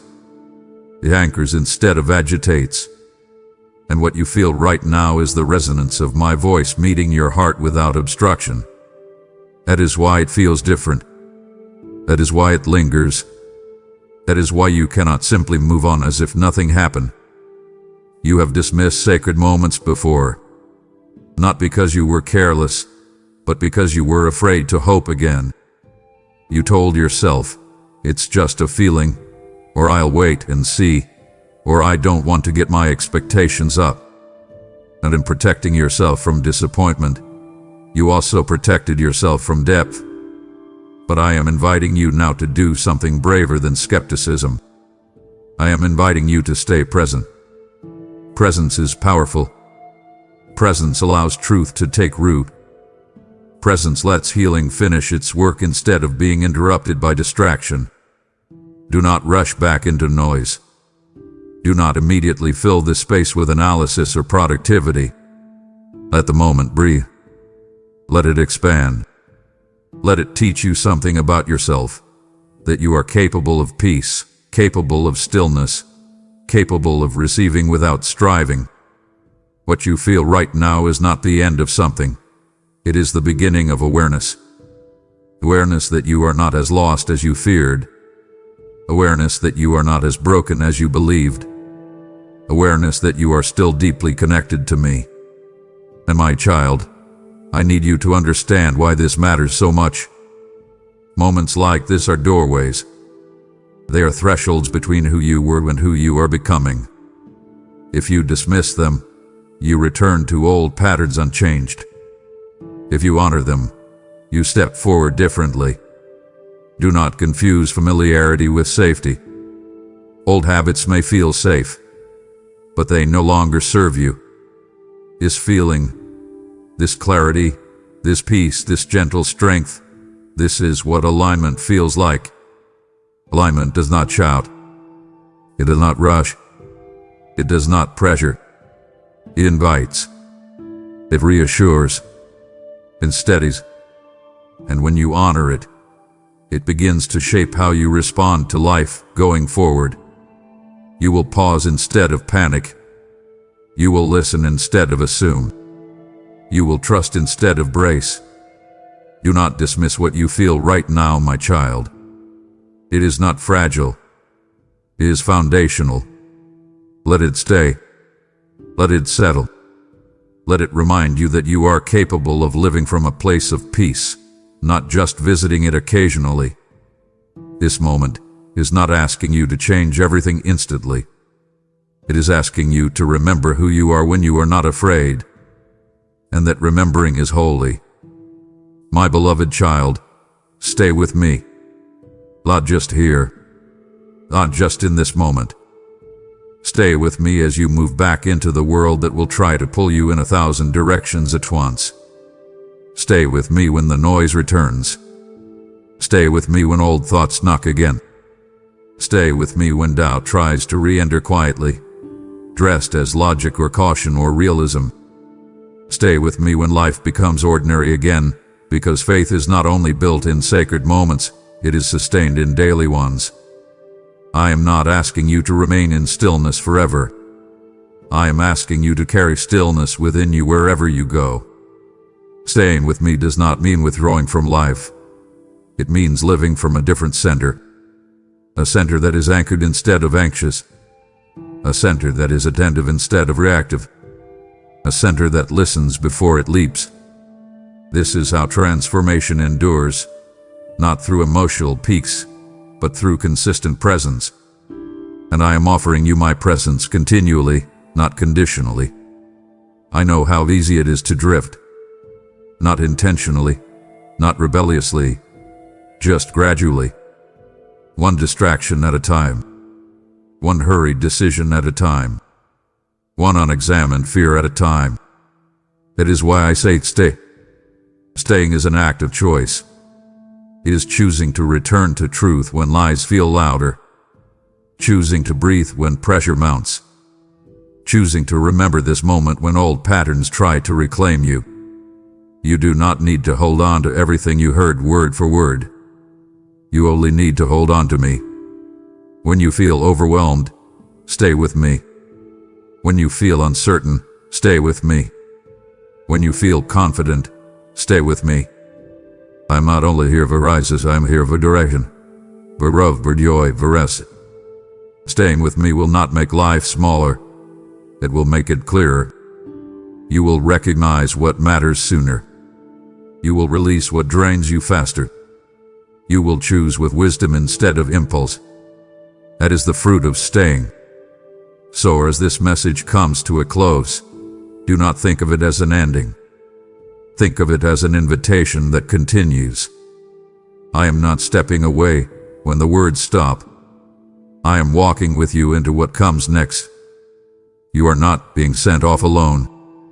You are being commissioned gently to live aware, to live connected, to live rooted. Stay with me when you wake up tomorrow. Stay with me when decisions arise. Stay with me when you feel strong and when you feel unsure. I am not difficult to find. I am near, always near. And if you forget, if you drift, if you stumble, return. I will still be here. I always am. Stay with me, my child. The path ahead is not something you must face alone, and you never will. My beloved child, staying with me also means standing with what I am building in the earth. This message does not end here. It continues through hands willing to help carry it forward. I am inviting you into partnership, not obligation, because where your treasure flows, your heart stays anchored in truth. I speak now, give, and it shall be given unto you, pressed down, shaken together, and running over, says the Lord. When you support through Super Thanks, membership, or PayPal, the link is in the video description. You help keep this fire burning and this word reaching those who are barely holding on. I will bless your obedience with clarity, protection, and unexpected increase. Do not drift from this moment. Respond to me in action. Give now, stay with me, and move as I have commanded. My child, do not let this moment pass without sealing it. If this message was for your eyes only, then declare it with your voice. Type "I receive this message" in the comments as an act of faith. By doing so, you are saying, I stopped, I listened, and I chose alignment over distraction. If your heart felt seen, write "I am not forgotten," and let that truth anchor you beyond this moment. Do not scroll away silently. Mark this pause, claim this word, and let the declaration become the doorway to what comes next. And now that you've marked this moment, don't rush forward. Something intentional is happening here. That pause you just honored wasn't random, it was arranged. You didn't stop because the content was interesting. You stopped because I reached into your motion and slowed it down. This is where awareness replaces autopilot. Stay right here, because I need your full attention now. My child, freeze. Do not move your thumb. Do not scroll past this moment. You felt it, didn't you? You felt that sudden, strange urge to stop right here, right now. You might think you simply clicked on a video or paused on a post because the title caught your eye. But I need you to understand something very important. That hesitation you felt, that was me. That was my hand gently placing a pause button on the chaotic soundtrack of your life. I have interrupted your day because I need to interrupt your direction.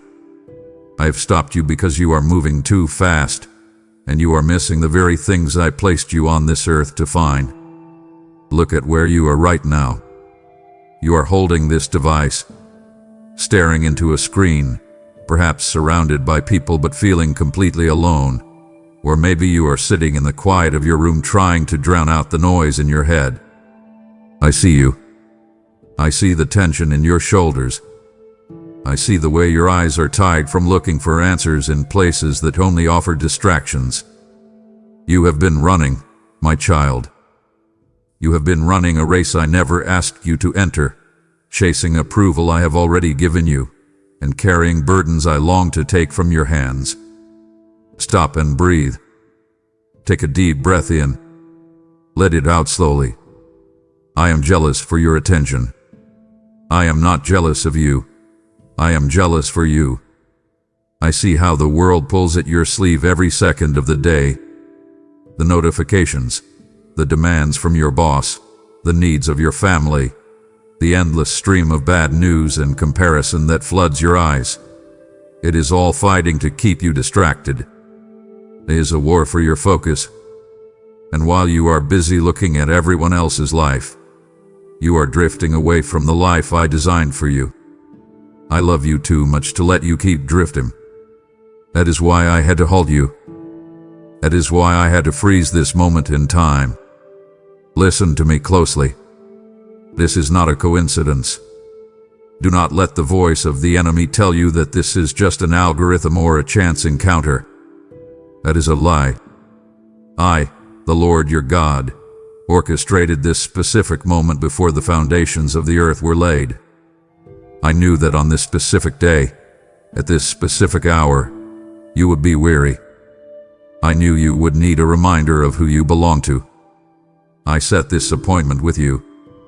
You kept your appointments with your doctor, your boss, and your friends, but you have been missing your appointments with me. So, I came to find you.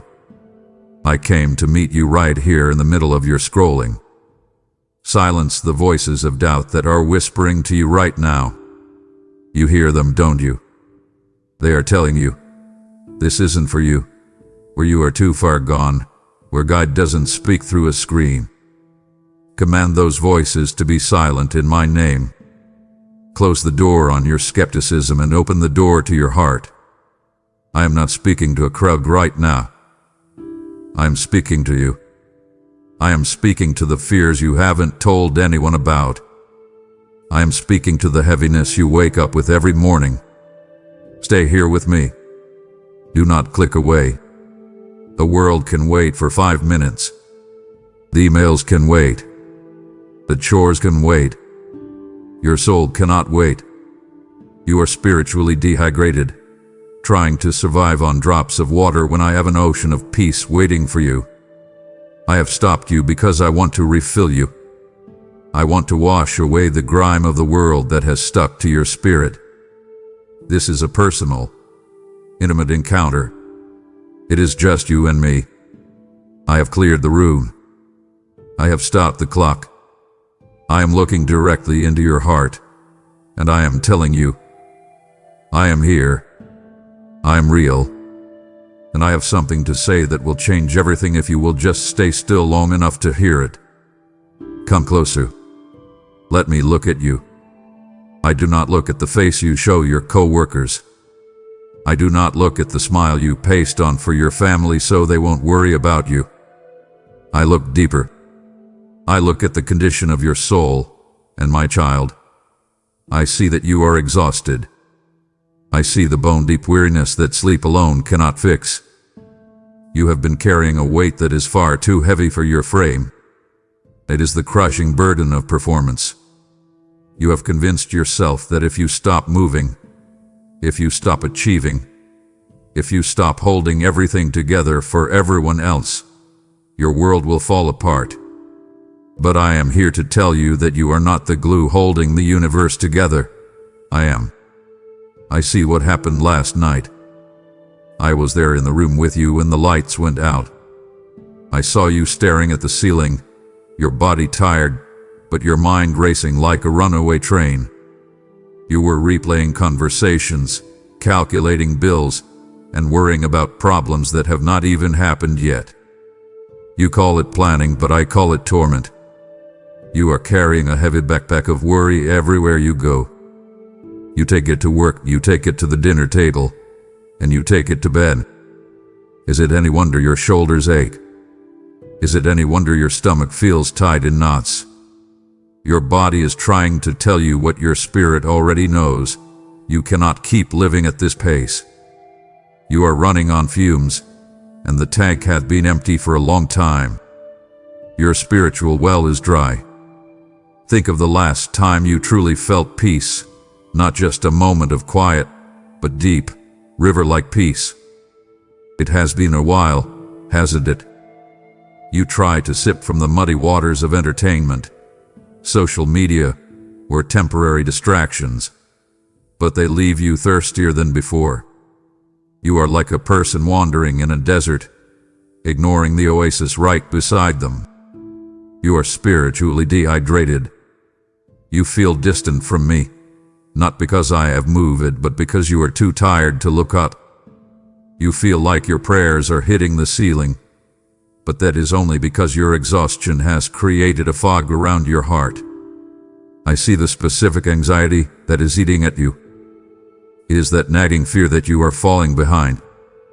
It is the pressure to keep up with an invisible standard that the world has set for you.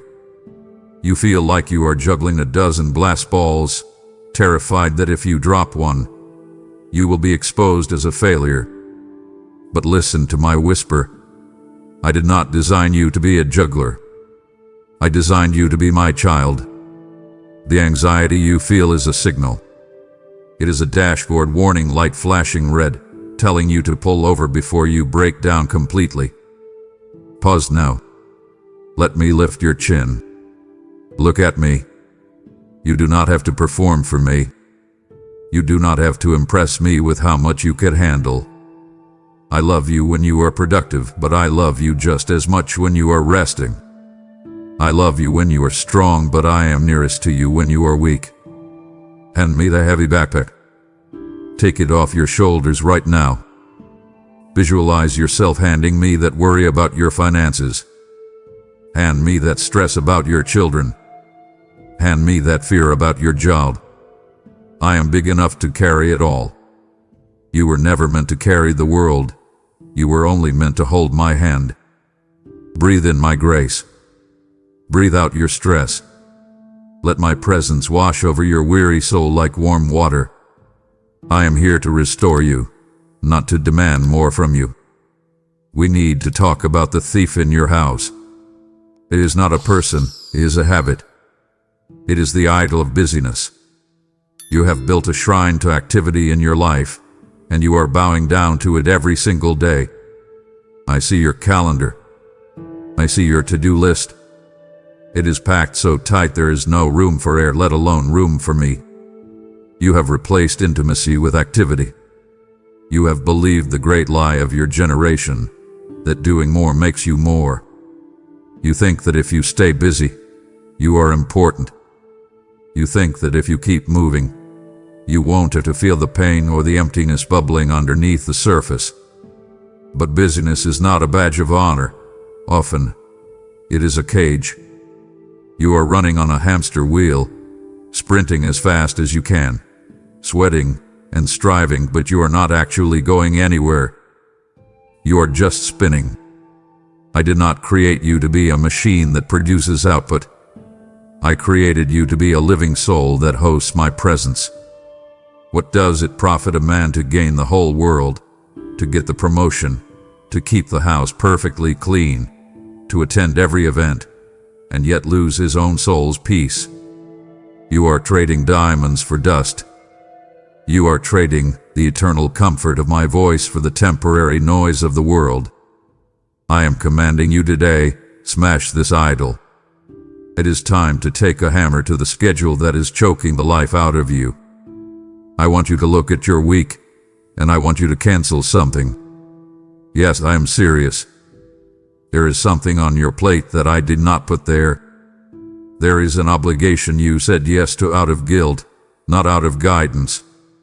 There is a meeting, a favor, or an activity that is draining you dry. Cut it off. Prune the dead branches so that the healthy ones can grow. You are afraid that if you say no, people will be disappointed. But I tell you, if you do not say no, you will miss the yes I have for you. Imagine a jar filled with big rocks and sand. If you fill it with sand first, the trivial things, the noise, the scrolling, the busy work, there is no room for the big rocks, the weighty, glorious things of my kingdom. But if you put the big rocks in first, prayer, rest, family, stillness, the sand will fill in the gaps. You have been prioritizing the sand. Stop it. I desire your presence, not just your production. I do not need you to do things for me. I want you to be with me. Martha was busy serving, but Mary chose the better part. She sat at my feet. You have been Martha for too long. Come sit. Here is your instruction. Be still. Be still and know that I am God. Do you know why I said that? Because you cannot truly know me when you are rushing. You cannot see your reflection in a turbulent ocean. The water must be calm.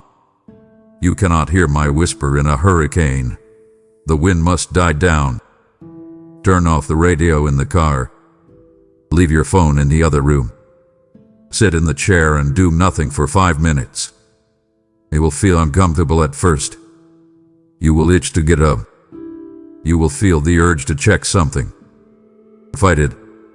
Say in the stillness until the silt settles and the water becomes clear. In that silence, you will find me waiting for you. I am not in the chaos. I am in the quiet. Meet me there. I feel the trembling in your spirit. There is a specific fear that has wrapped its cold fingers around your ankles, keeping you frozen in place. You have a dream, a calling, a necessary conversation, or a new direction that is sitting right in front of you, but you refuse to move.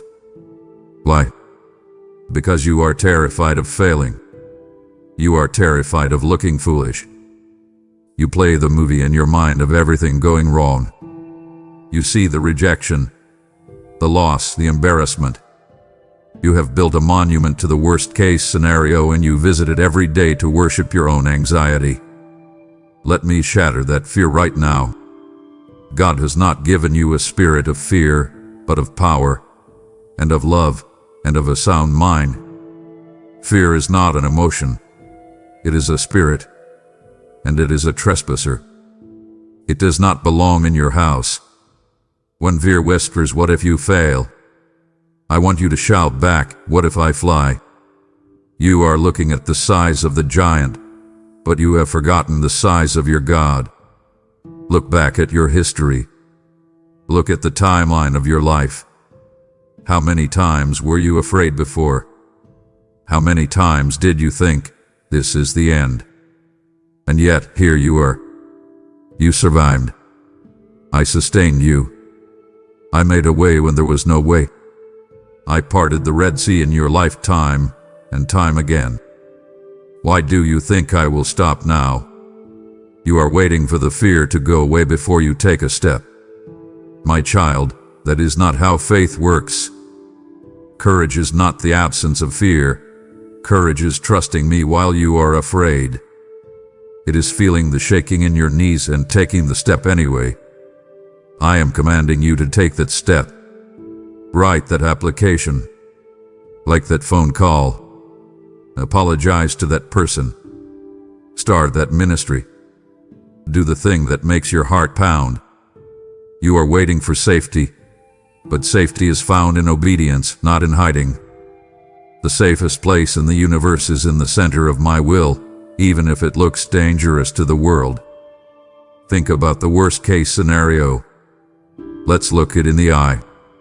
Suppose everything goes wrong. Suppose you lose. Suppose they say no. Do you think I will fall off my throne? Do you think my love for you depends on your success? Absolutely not. Even in the valley of the shadow of death, I am with you. Even if you fall, my hand is there to catch you. You cannot fall further than my grace can reach. Your security is not in the outcome, your security is in me. I control the kings and the kingdoms. I hold the hearts of men in my hand. I could open doors no man can shut. So, lift your foot. I know it feels heavy. I know the gravity of fear is pulling it down. But I am extending my hand to you. Take it. Step out of the boat. The water looks rough, but I am the master of the waves. Do not look at the storm. Look at my eyes. Keep your gaze locked on me. If you look at the waves, you will sink. If you look at me, you will walk on water. I am calling you out of the comfort zone because nothing grows there. Your destiny is waiting on the other side of your fear. Cross the line. Do it today. Do it afraid. But do it knowing I am right beside you.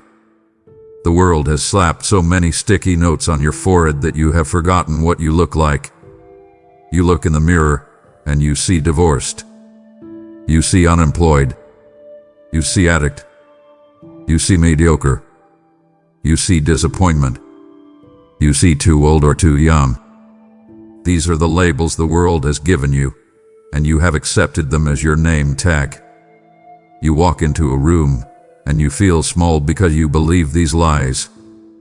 You think your value is based on your bank account, your relationship status, or your waistline. Let me rip those labels off right now. They are lies from the pit of hell. You are not what you do. You are not what you have done. You are not what happened to you. You are who I say you are. And I say you are my masterpiece. You know what a masterpiece is. It is a one-of-a-kind creation, crafted with agonizing care and infinite skill. When I formed you in your mother's womb, I did not make a mistake. I did not rush. I wove your personality, your laugh, your gifts, and your heart together with intention. You are poetry in motion. You are acting like a beggar when you are the child of the king. Imagine a prince living in the streets, eating scraps from the garbage because he has forgotten he lives in a palace. That is you when you beg for approval from people. That is you when you beg for validation from social media. Stop begging. You are an heir to the kingdom of God. You have access to the resources of heaven. You are royalty. Stand up straight. Lift your head. You have the blood of the king flowing through your veins. You are not rejected. You are chosen. I picked you. I saw all your flaws, all your failures, and all your future mistakes, and I still pointed at you and said, I want that man. Your adoption into my family is permanent. You cannot be unadopted. When you have a bad day, you are still my child. When you mess up, you are still my child. When you feel far from me, you are still my child. Nothing can separate you from my love. Not height, not depth, not angels, not demons, not your past, and certainly not your present struggles. Stop looking at yourself through the cracked mirror of your own insecurity. Look at yourself through the lens of the cross. When I look at you, I see the righteousness of Jesus. I see beauty. I see potential. I see a warrior. You feel weak, but I call you a mighty man/woman of valor. You feel unsure, but I call you more than a conqueror. Start agreeing with me. Stop agreeing with the enemy. Every time you say I am worthless, you are insulting my creation. Stop insulting my handiwork. You are fearfully and wonderfully made. Own it. Walk in it. Let the truth of your identity soak into your bones until you walk with the confidence of someone who knows exactly who their father is. You are mine, and that is the only label that matters. Do not dare scroll away now. We have only just begun to peel back the layers of who you are. If you leave this conversation now, you walk straight back into the lies that have held you captive for years. It breaks my heart to see you settle for the world's cheap labels when I am standing here trying to hand you a crown. Today, the healing has started, but the surgery is not finished. Do not walk out of the operating room before the wound is closed. We need to go into the basement of your heart. There is a door there that you keep locked. You invite me into the living room, into the kitchen, even into the bedroom, but you stand in front of that one door and say, "Not in here, Lord." It is the place where you keep your secret sin. You know exactly what I am talking about. I do not need to name it for you to feel the conviction rising in your chest. It is that habit you hide from your spouse. It is that website you visit when you are alone. It is that substance you use to numb the pain. It is that bitterness you nurse like a pet. It is that critical spirit that judges everyone around you. You think that because it is hidden, it is harmless. You think it's just a small thing. It doesn't hurt anyone. But my child, a small leak can sink a great ship. A small fire can burn down an entire forest. This secret is a chain, and it is wrapping tighter around you every day. You think you are controlling it, but it is controlling you. Darkness cannot exist in my presence, and I want to bring you fully into the light. I am not bringing this up to shame you. I am not pointing this out to condemn you. There is now no condemnation for those who are in Christ Jesus. I am pointing it out because I want to set you free. I see the cycle. You do it, then you feel guilty, then you hide, then you feel shameful, and the shame drives you back to the sin for comfort. It is a trap. The enemy wants you to keep it in the dark because in the dark, it grows. Mold grows in the damp darkness. But when you expose it to the sunlight, it dies. I want you to open that door. I want you to bring that secret out into the open air of my grace. Confess it. Right now. You don't need a priest. You have me. Whisper it out loud. Lord, I am struggling with say it. The moment you speak it, the power of the enemy is broken. The moment you bring it into the light, I can begin to wash it away. My grace is not just a cover-up. It is a solvent. It dissolves the stain. It breaks the chain. I am ready to wash you clean. I am ready to give you a fresh start this very second. Do not let this small sin grow into a stronghold that destroys your destiny. You are meant for holiness, not because you have to follow rules, but because holiness is wholeness. Sin fractures you. Holiness heals you. I hate the sin because it hurts you. I love you too much to let you keep hurting yourself. Drop the rock you are holding. Let it go. Receive my forgiveness. It is instant. It is complete. As far as the east is from the west, that is how far I am removing this from you right now. You are clean. Now, go and walk in that freedom. Do not go back to the cage. The door is open. Walk out. I need you to take your eyes off their paper. You know exactly who I am talking about. It is that person whose life looks perfect from the outside. You scroll through their photos. You hear about their promotion. You see their relationship, and a seed of bitterness plants itself in your belly. You start to wonder, Lord, why them and not me? I have been faithful. I have prayed. Why does their road look so smooth while mine is filled with potholes? You are drinking poison and expecting the other person to get sick. Comparison is the thief of joy, but it is also the assassin of your destiny. When you look sideways, you slow down. You cannot run your race effectively while you are staring at someone else's lane. Listen to me. You are seeing their highlight reel, but you are living your behind the scenes. You do not see the tears they cry at night. You do not see the battles they fight behind closed doors. You are envious of a facade. If you knew the weight of the cross they are carrying, you would not want their life. I have not called you to live their life. I have called you to live yours. I have a specific, custom-made plan for you that is unlike anyone else's. Your DNA is unique. Your fingerprint is unique. And your destiny is unique. When you try to copy them, you become a cheap imitation instead of a glorious original. Envy is rottenness to the bones. Can you feel it? It makes you stiff, cynical, and ungrateful. It blinds you to the mountain of blessings I have already piled up in your own backyard. You are so busy looking at their garden that you are letting weeds grow in yours.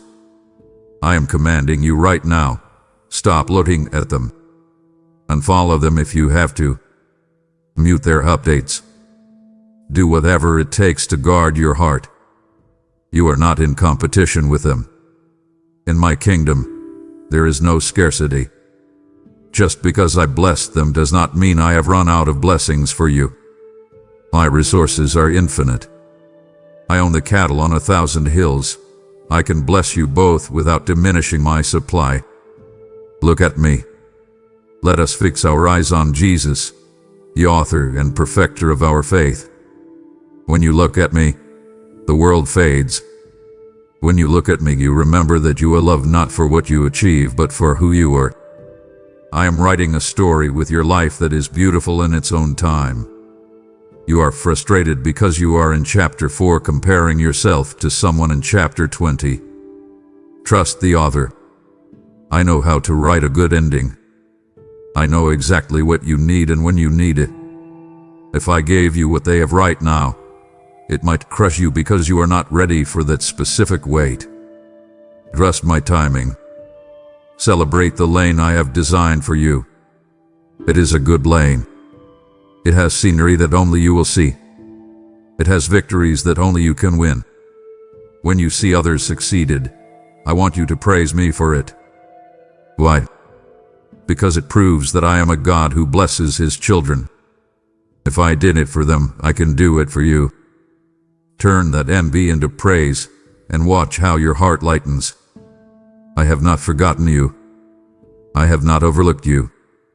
Your time is coming, but you must keep your eyes forward to see it when it arrives. I see the knot in your stomach every time you open the mail or check your bank account balance. I see the mental math you are doing late at night at the kitchen table, trying to make the numbers work. You are calculating, stressing, and shrinking back in fear. You are telling yourself, there isn't enough. You are terrified of the future, wondering how you will pay for that tuition, that mortgage, or that debt. You feel the heavy blanket of scarcity suffocating your faith. You are acting as if you are an orphan who has to fend for themselves in a hostile world. But you are not an orphan. You are the child of the King who owns everything. Look out the window. Look at the birds. Do they have savings accounts? Do they have 401k plans? Do they stay up all night worrying about where their next worm will come from? No.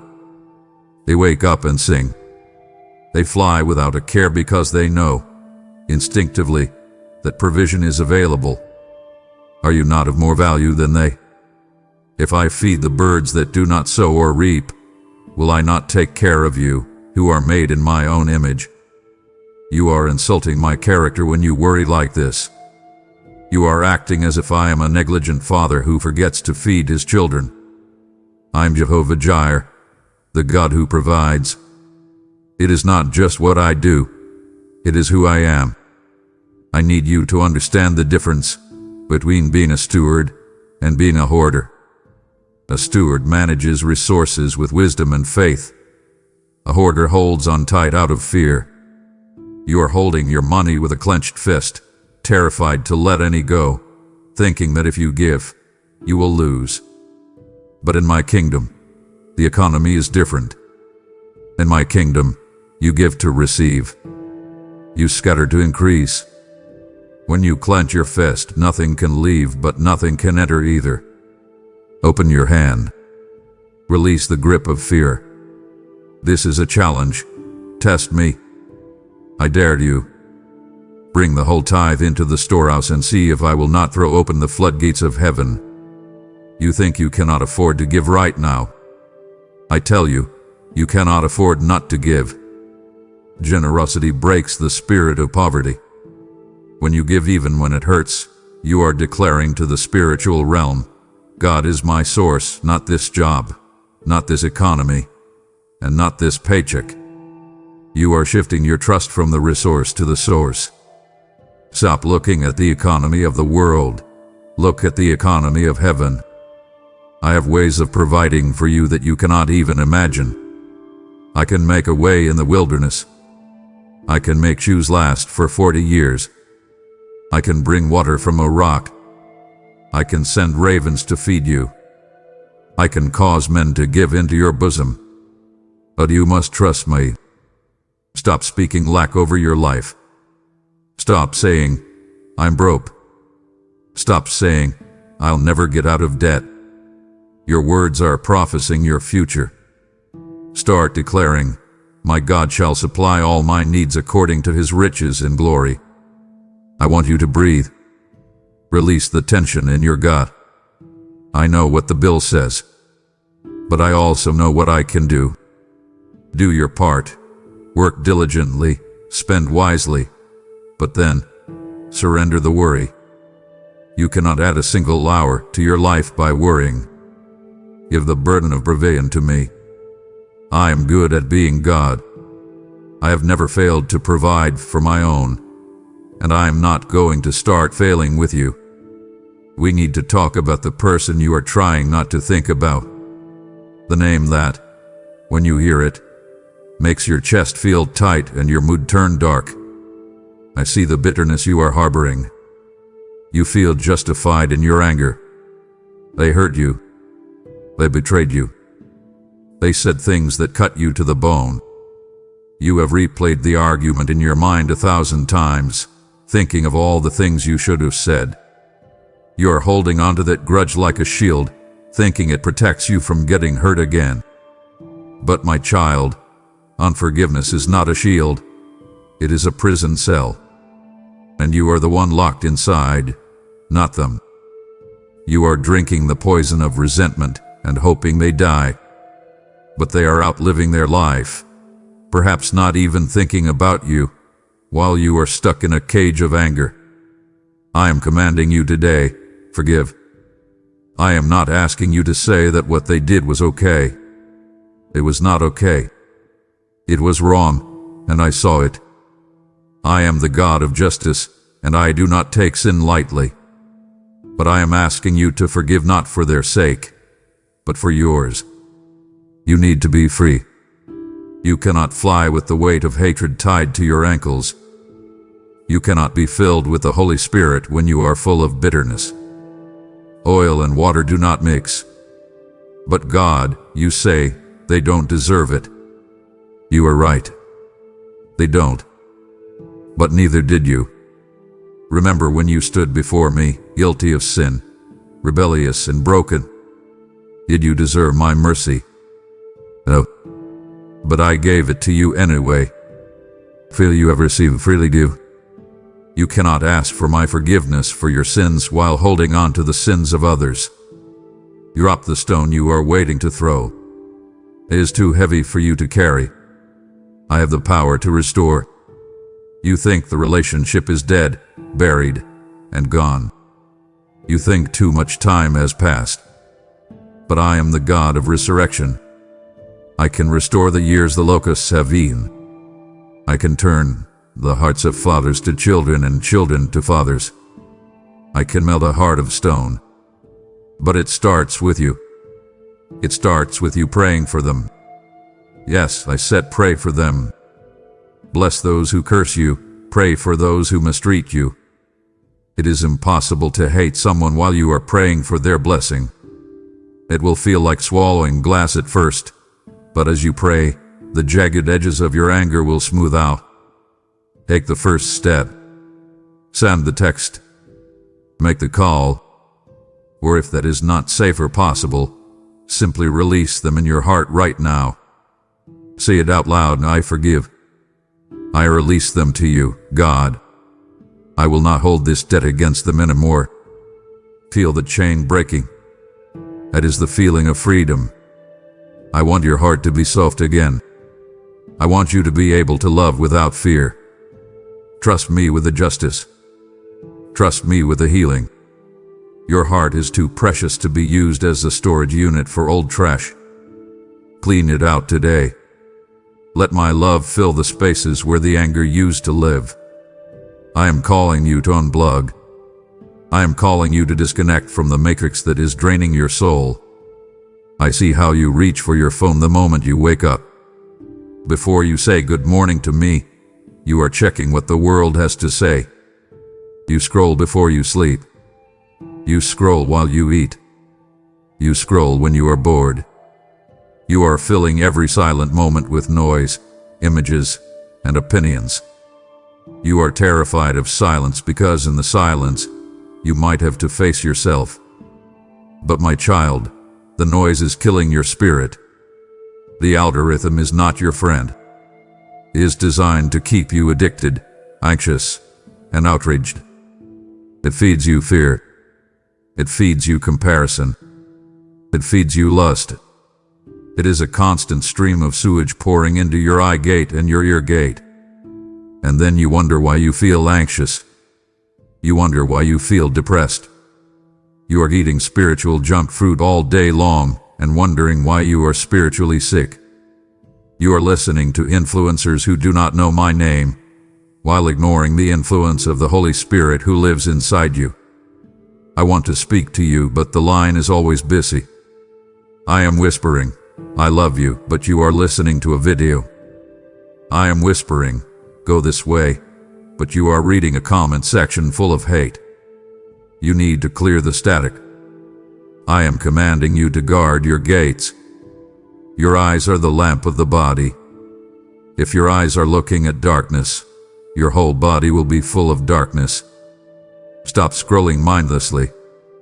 Stop letting the world vomit its chaos into your living room. Create a sanctuary of silence.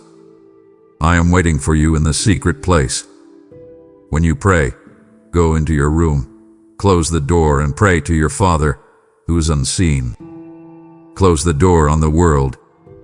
Turn off the notifications. Put the device in a drawer.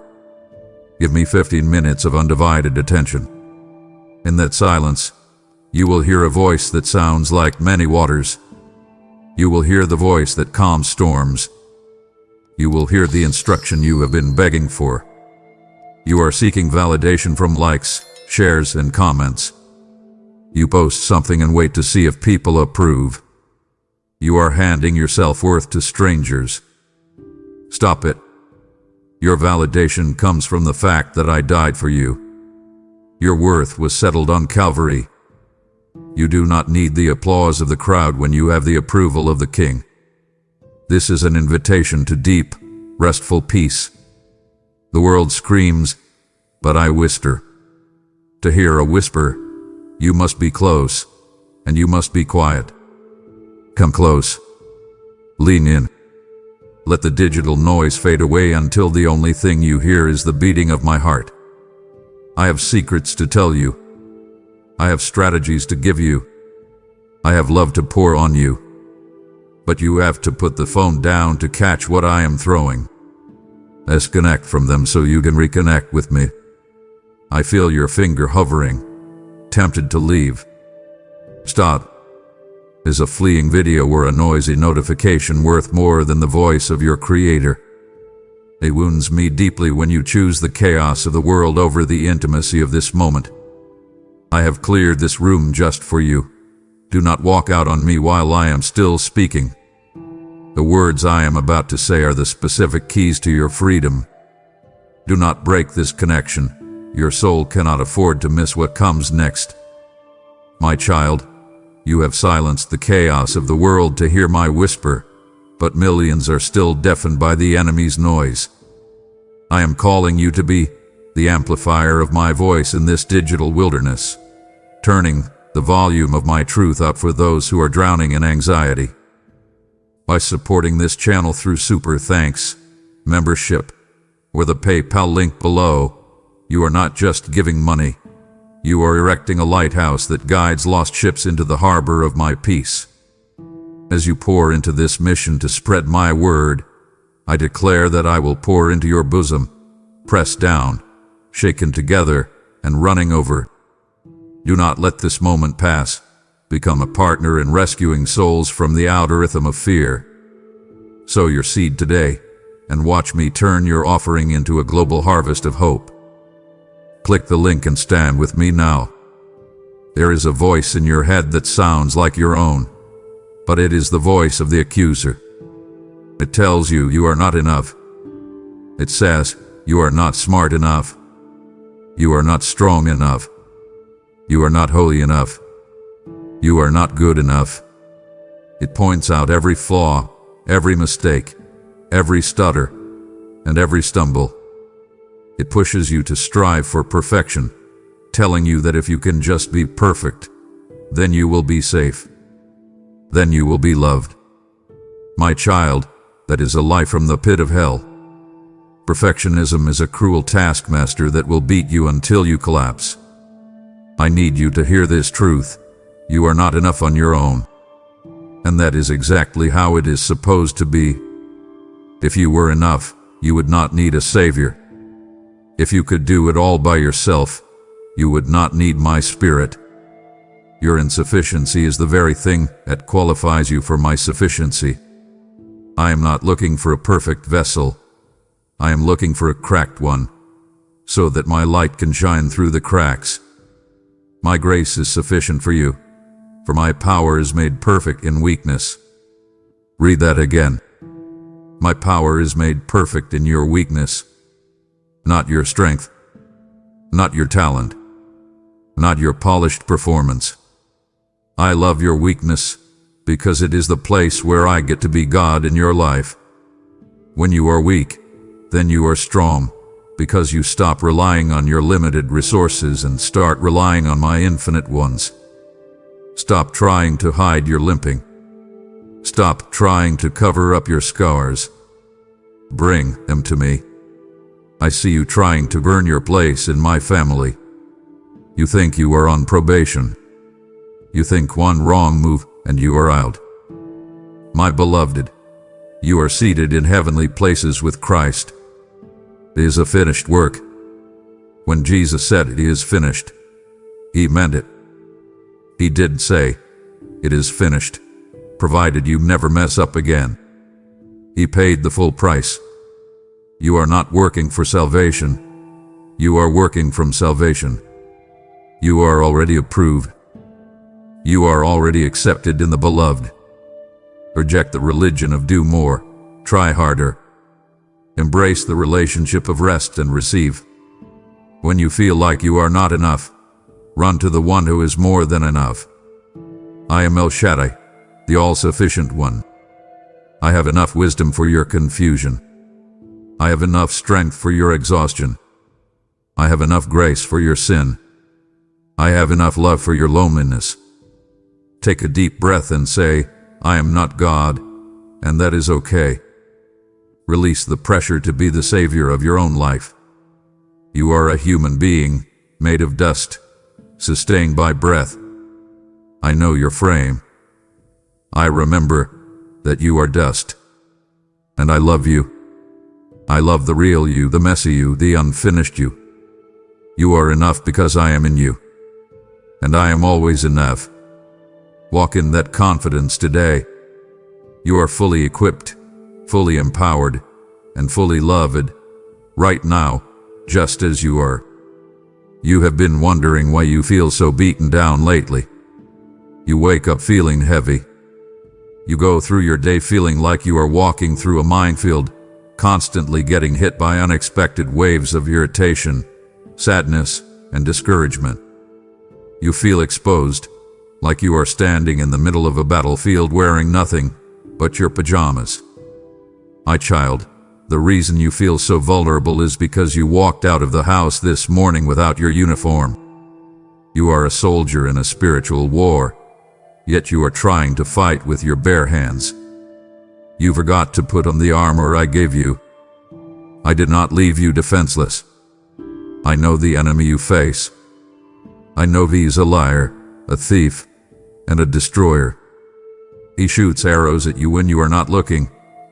Arrows of doubt, arrows of insecurity, arrows of sudden fear. When those arrows hit your soft flesh, they burn. But they were never meant to hit you. They were meant to bounce off the armor that is sitting in the corner of your room, unused. I am commanding you right now. Suit up. This is an inspection. Let us look at what you are missing. Where is the belt of truth? You have been listening to so many lies about who you are and what your future holds. You feel like your life is falling apart because you are not buckled in with the truth. The truth is what I say about you, not what your feelings say. Buckle it tight. Where is the breastplate of righteousness? Your heart is taking too many hits. You are letting people's comments wound you deeply. You are letting your own past failures stab you in the chest. Cover your heart with my righteousness. It is not about you being good enough, it is about you being covered by my Son. When the enemy tries to stab you with guilt, let him hit the metal of my grace instead. And look at your feet. You are slipping and sliding because you are not wearing the shoes of peace. You are letting the chaos of the news and the drama of your workplace knock you off balance. I gave you peace that passes understanding so you could stand firm even when the ground is shaking. Put them on. Stand your ground. But most importantly, pick up the shield of faith. You have let it drop. You are trying to reason with the devil instead of extinguishing his darts. When he says, "You will die poor," you don't argue. You raise the shield and say, "My God supplies all my needs." When he says, "You are alone," you raise the shield and say, "I am never forsaken." You have to lift the shield before the arrow hits. Finally, put on the helmet of salvation. Your mind is the main battlefield. You are letting toxic thoughts set up camp in your brain. Protect your hand and take the sword of the Spirit, which is my word. You have been complaining about your problems, but you haven't been slashing them with Scripture. A soldier does not whine. A soldier fights. I am calling you to stand up. Shake off the dust. You are not a victim. You are a victor. But you cannot win if you do not dress for the battle. Put on the whole armor of God, right now, in the Spirit. Visualize it. Feel the weight of it. Now, stand firm. Do not retreat an inch. We need to revisit a conversation we had months ago. You know the one. I gave you an instruction. It was a whisper, a nudge, a clear thought that dropped into your spirit. I told you to start that project. Or perhaps I told you to move to that new city, to join that ministry, or to leave that toxic relationship. You heard me. You felt the burning in your heart. But then, you hesitated. You started looking at the logic. You started counting the cost. You started asking for confirmation when I had already given you a command.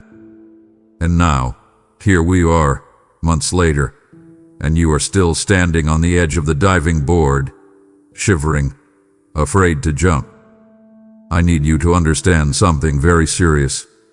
Delayed obedience is still disobedient.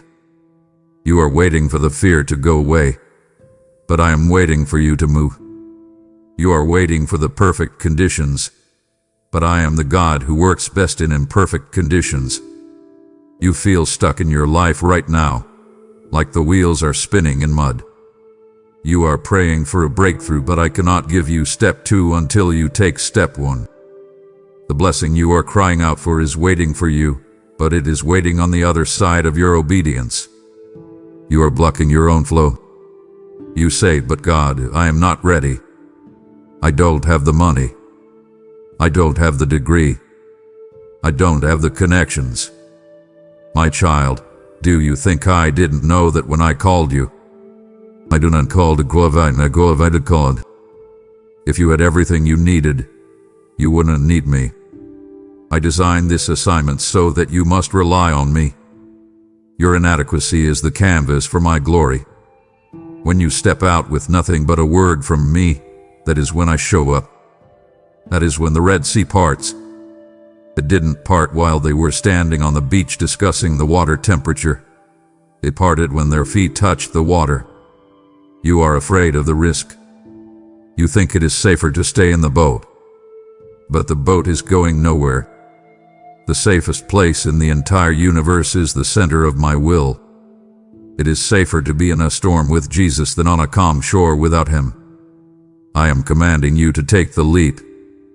Send the email. Submit the resignation. Buy the domain name. Make the call. Whatever the thing is that makes your stomach flip with both excitement and terror, do it. Do not worry about the how. The how is my department. Your job is the yes. Give me your yes today. Not a half-hearted yes, not a maybe next week yes. A radical, immediate, trembling yes. As soon as you move, you will feel the wind of my spirit catch you. You will realize that I have been waiting for you all along. Do not waste another day in the land of hesitation. The promised land is for those who are brave enough to cross the Jordan. Cross it. I know where you are right now. You feel like the lights have gone out. You are walking through a valley that is cold, dark, and terrifying. Maybe it is the valley of grief after losing someone you loved more than life itself. Maybe it is the valley of depression where the fog is so thick you cannot see your hand in front of your face. Maybe it is the valley of a medical diagnosis that knocked the wind out of you. You feel abandoned. You feel like I have left the building. You are screaming into the void, God, where are you? I am right here. I have not moved 1 inch. I am closer to you now than I was on the mountaintop. The Bible says, though I walk through the valley of the shadow of death. Notice the word shadow. Shadows are scary, yes. They look like monsters. But my child, physics tells you a truth. The shadow cannot exist unless there is a light shining nearby. The darker the shadow, the brighter the light. The very presence of the shadow proves that I, the light of the world, am standing right next to you. You are not alone in the dark. I am the good shepherd. A hired hand runs away when the wolves come, but the shepherd stays. I am walking with you. I am not watching you from a distance with a telescope. I am in the mud with you.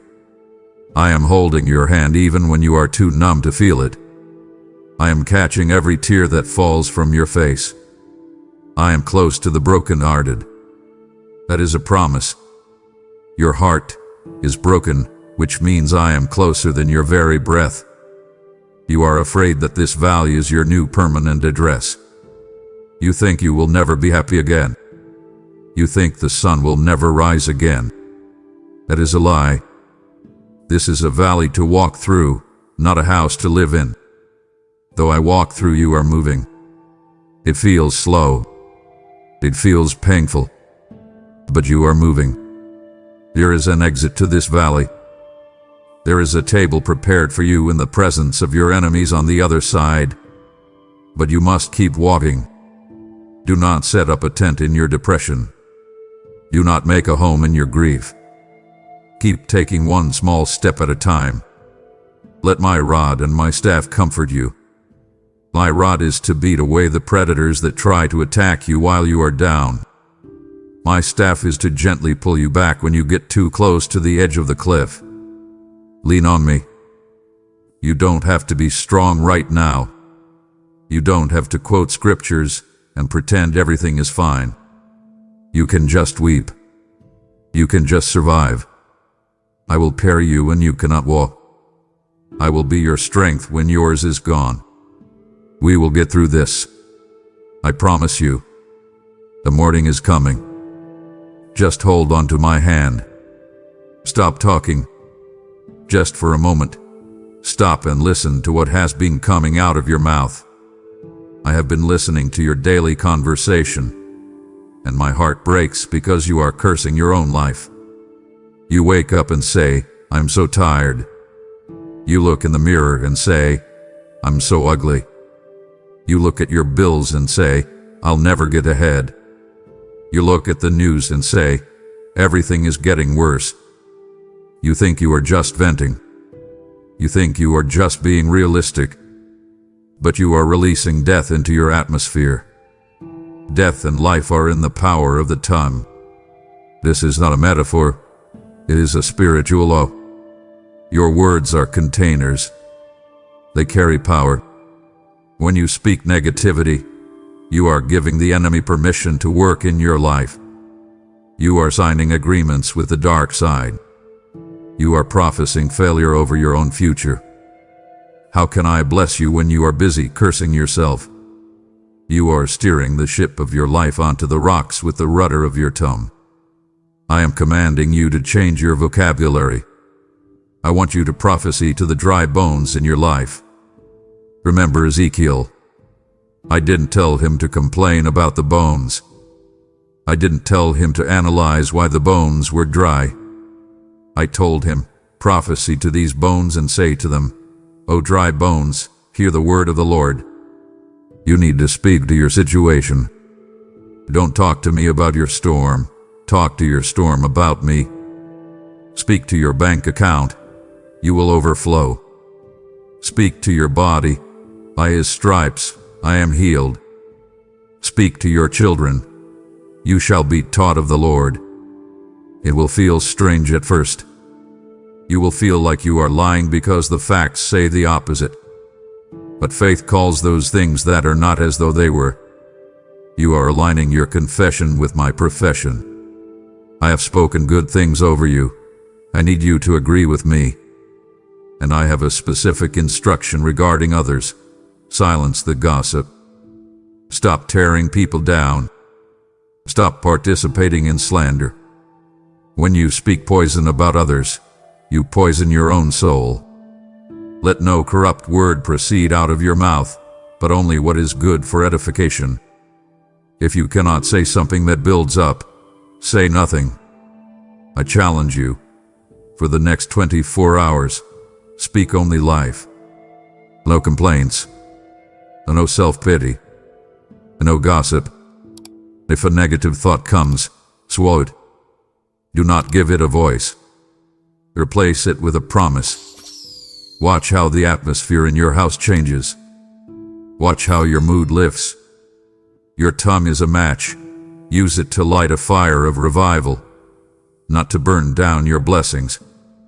Speak life, my child. Speak life. You are trembling because deep is calling unto deep. Do not run from this intensity. To stop listening now is to retreat back into the wilderness that almost destroyed you. I am in the middle of equipping you for the battle of your life, and if you leave before you are fully armed, you will fall. Do not disappoint the plans I have for your victory. Stand your ground. We are going deeper, and I need you to be brave enough to finish what we started. You are addicted to doing. You have bought into the culture of the hustle, the grind, the endless striving. You wear your exhaustion like a trophy, thinking that if you are not burned out, you are not working hard enough. You feel guilty when you sit down. You feel anxious when you are not checking off a list. But let me tell you something. The world does not spin because you push it. It spins because I hold it. I commanded a Sabbath not because I needed a break, but because you do. The Sabbath was made for man, not man for the Sabbath. It is a gift I am trying to give you, but you keep returning it unopened. You think rest is laziness. You think rest is wasted time. But rest is a weapon. Rest is an act of war against the spirit of slavery. When you stop working, you are declaring, God is my provider, not my effort. You are declaring, the world will be fine without my input for one day. It takes more faith to rest than it does to work. Anyone can work out of fear. It takes a child of God to sleep in a storm. Look at Jesus in the boat. He was asleep on a cushion while the disciples were panicking. Why? Because he knew who was in charge. I want you to have that kind of rest. I want you to be able to turn off your phone, close your laptop, and truly disengage. Come to me, all you who labor and are heavy laden, and I will give you rest. I am not offering you a nap. I am offering you rest for your soul. A deep, settling peace that rejuvenates you from the inside out. I am commanding you to schedule a Sabbath. Not someday, but this week. Mark out a time where you do no work, no emails, no chores, no striving, just being. Play with your kids. Walk in nature. Read my word. Sleep. Yes, sleep. He gives his beloved sleep. When you lie down tonight, I want you to visualize yourself falling into my hands.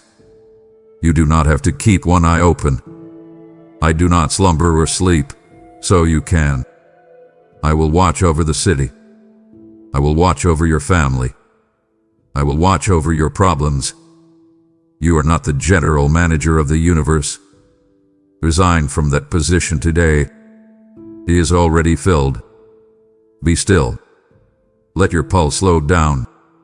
Let your mind unclench. You are safe.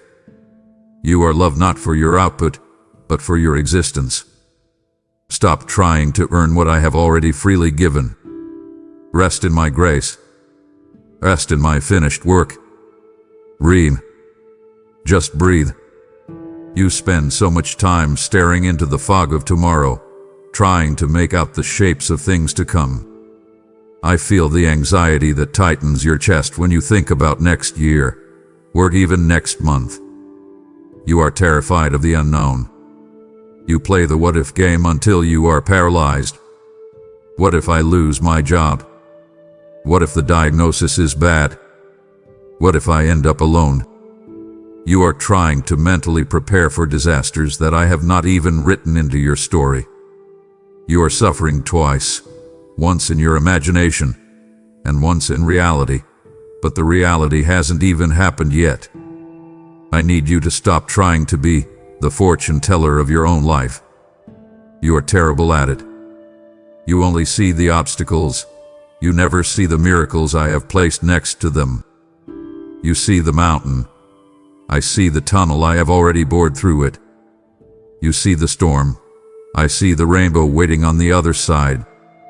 For I know the plans I have for you, declares the Lord. Plans to prosper you and not to harm you.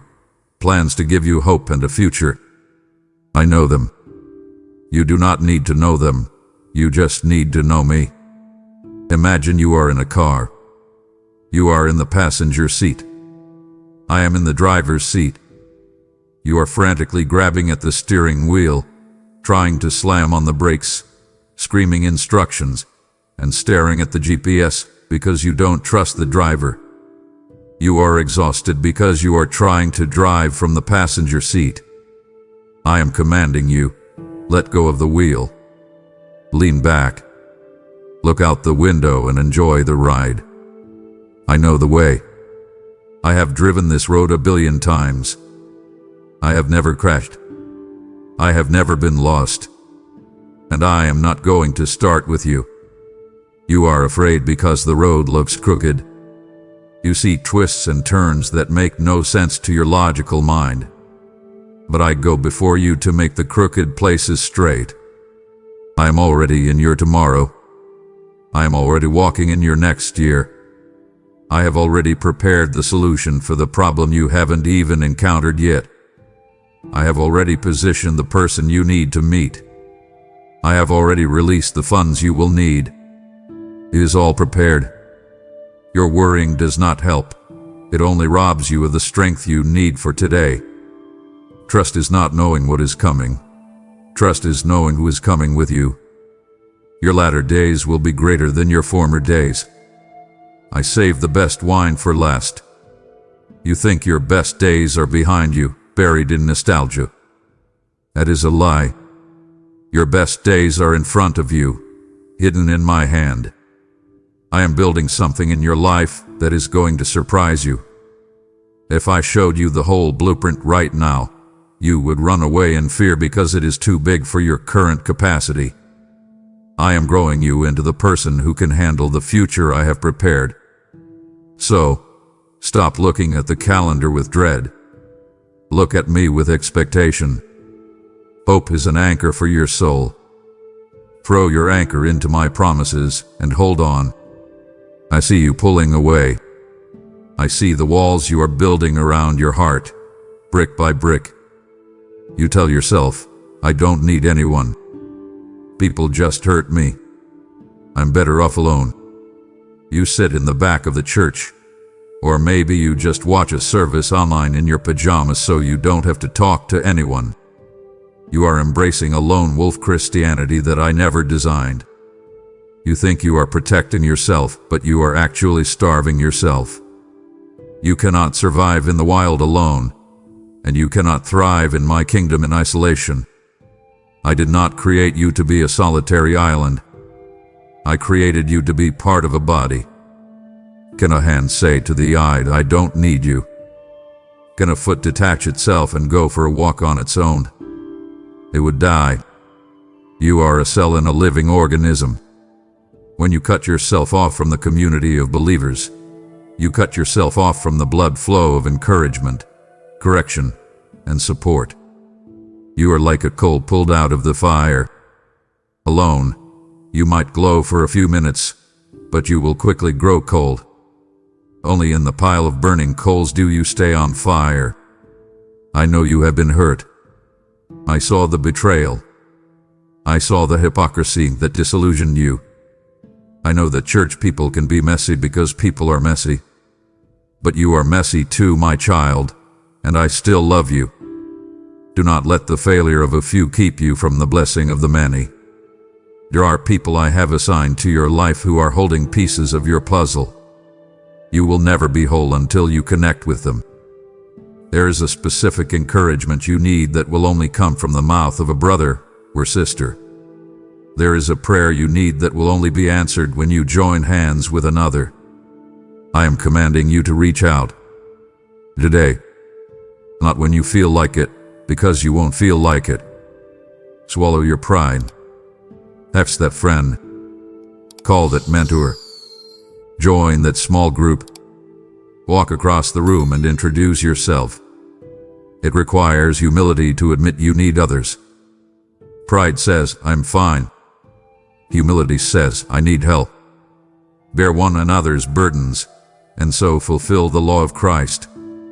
You are trying to carry a refrigerator by yourself. It is crushing you. Let someone grab the other end. There is a unique power in gathering. For where 2 or 3 are gathered together in my name, I am there in the midst of them. Yes, I am with you when you are alone, but I manifest in a special, powerful way when my children come together. There is a corporate anointing that breaks strongholds you cannot break on your own. Stop hiding in your cave. Elijah tried to hide in a cave, thinking he was the only one left. But I told him to get out. I am telling you to get out. Go find your tribe. They are waiting for you, and you need them more than you know. You think praise is a reaction to something good happening. You think, God, when you fix my problem, then I will praise you. When I get the check, then I will shout. When the doctor gives me the good news, then I will lift my hands. My child, you have it backward. Praise is not just a reaction. It is a weapon. It is a strategy. It is the battering ram that breaks down the gates of brass. I am instructing you to praise me before the breakthrough comes. I want you to praise me right in the middle of the mess. Look at the story of Jehoshaphat. 3 armies were coming to destroy him. It was a hopeless situation. What did I tell him to do? I didn't tell him to sharpen his swords or build a fortress. I told him to send the singers to the front line. Tears. In a war. To the human mind, that is insanity. But when they began to sing and praise, I set ambushes against their enemies. The enemy was confused and defeated by the sound of praise. Your praise confuses the enemy. Satan does not know what to do with a believer who worships while they are in pain. He expects you to worry, to panic, to curse. When you lift a hallelujah instead, it terrifies him. I am commanding you to shift the atmosphere of your home right now. It is heavy with stress. Is it thick with tension? Open your mouth and release a sound. Put on worship music. Sing along, even if your voice shakes. Even if you have tears streaming down your face. This is a sacrifice of praise. It costs you something. It hurts to praise when you are broken. But that is the praise that moves heaven. That is the praise that shakes the prison foundations like it did for Paul and Silas. They were bleeding, in chains, in the dark. But at midnight, they sang, and the earth shook. You have been silent for too long. The enemy has stolen your song. He knows that the joy of the Lord is your strength, so he tries to keep you depressed so you will be weak. Proclaim your strength. Open your mouth and declare my goodness. List the things I have done for you. Thank you, God, for the air in my lungs. Thank you that I am not where I used to be. Thank you that you are faithful. As you speak these things, you will feel the spiritual barometer change. Praise takes your eyes off the problem and puts them on the problem solver. It magnifies me. When you magnify an object under a microscope, the object doesn't get bigger, but it looks bigger to you. When you magnify me, I don't get bigger. I'm already infinite, but I get bigger in your eyes. And when I get big, your problems get small. Do not wait for the feeling. Feelings are liars. Act on the truth. Lift your hands. Open your mouth. Roar your praise at the darkness until the light breaks through. You are driving your life while staring in the rearview mirror. No wonder you keep crashing. No wonder you feel dizzy. You are obsessed with what is behind you. You constantly replay the movies of your past mistakes. You rewind to the moment you failed, the moment you said the wrong thing, the moment you chose the wrong path. You torture yourself with the phrase, if only. If only I hadn't married him. If only I hadn't taken that job. If only I had been a better parent. You are living in a cemetery, weeping over dead things. I need you to hear this clearly. The past is a tomb. There is no life there. I am the God of the I Am, not the God of the I-Os. When you live in the past, you are worshiping a ghost. You are letting your history hold your destiny hostage. I have forgiven you, but you refuse to forgive yourself. You are trying to pay a debt that I already canceled at the cross. When I cast your sins into the sea of forgetfulness, I put up a no fishing sign. Stop fishing for your old sins. Stop dragging up the mud that I have washed away. Therefore, if anyone is in Christ, he is a new creation. Old things have passed away. Behold, all things have become new. Do you believe my word, or do you believe your guilt? You cannot be a new creation if you are dragging the old corpse around with you. Cut the cord. Lot's wife looked back at Sodom, and she turned into a pillar of salt. She became frozen in the spot of her regret. You are spiritually frozen because you keep looking back. You cannot embrace the new thing I am doing if your hands are full of old baggage. I am commanding you to stop the replay. When the memory comes, change the channel.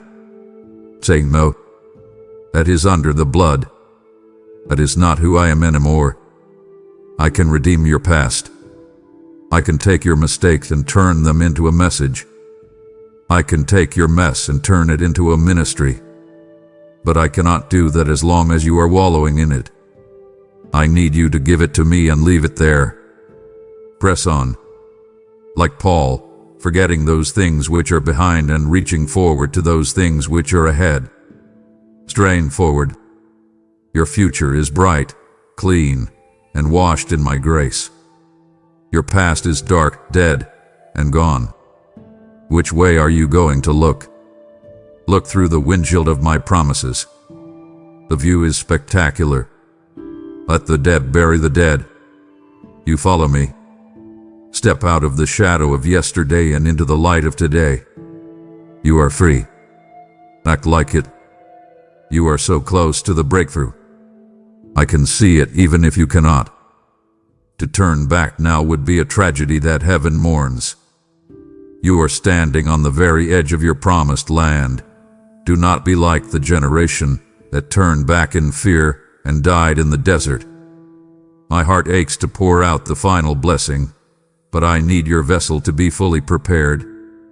Do not grieve my spirit by quitting yards from the finish line. Press in. Stay with me until the very end. You have resolved to stop looking back at the ashes of your past. Now, I call you to build the fire of the future for others. My word is the hammer that breaks the chains of yesterday, and you have the power to put that hammer into the hands of the broken-hearted around the world. When you give to this ministry through Super Thanks membership or the donation link, you are declaring that you are a builder of my kingdom, not a prisoner of your history. I am watching your hand as you sow. Know that I am the Lord who gives seed to the sower and bread to the eater. Support this work now, and I promise to multiply your seed sown and increase the fruits of your righteousness. Do not hold back. Release your gift as a prophetic act that says, I am moving forward, and I am taking others with me. Sow into your future today. Ig. Ak. Ig. Ugh. Do you hear that? It is the sound of your life passing by. It is the sound of the one resource you can never get back, time. You treat time as if you have an unlimited supply. You kill time. You waste time. You spend hours mindlessly scrolling, watching things that do not edify you, engaging in conversations that do not matter. You procrastinate on your purpose, thinking, I'll do it someday. My child, someday is a dangerous illusion. You are not guaranteed tomorrow. All you have is right now. I want you to number your days so that you may gain a heart of wisdom. Life is a vapor. It appears for a little time and then vanishes. That sounds harsh, but it is the truth, and the truth will set you free from lethargy. If you knew you had 1 month to live, how would you spend today? You wouldn't be arguing with strangers on the internet. You wouldn't be worrying about what people think of your shoes. You would love deeply. You would forgive quickly. You would speak truth. You would pray fervently. Why aren't you living like that now? Redeem the time, because the days are evil. To redeem means to buy back, to value highly. I am commanding you to stop drifting through your days. Wake up. Be intentional. When you wake up in the morning, ask me, Lord, what is the assignment for today? Who needs my love today? What work needs my focus today? Stop letting the day happen to you. Start happening to the day. I am not asking you to be busy. I'm asking you to be fruitful. There is a difference. You can be busy doing nothing that matters. I want you to invest your time in eternal things. People are eternal. My word is eternal. Acts of kindness are eternal. Your career is temporary. Your hobbies are temporary. But your soul and the souls of others last forever. Are you investing in the eternal? Be faithful with the little moments. You wait for big chunks of time to do something great, but life is made of minutes. Use the 10 minutes in the car to pray instead of listening to noise.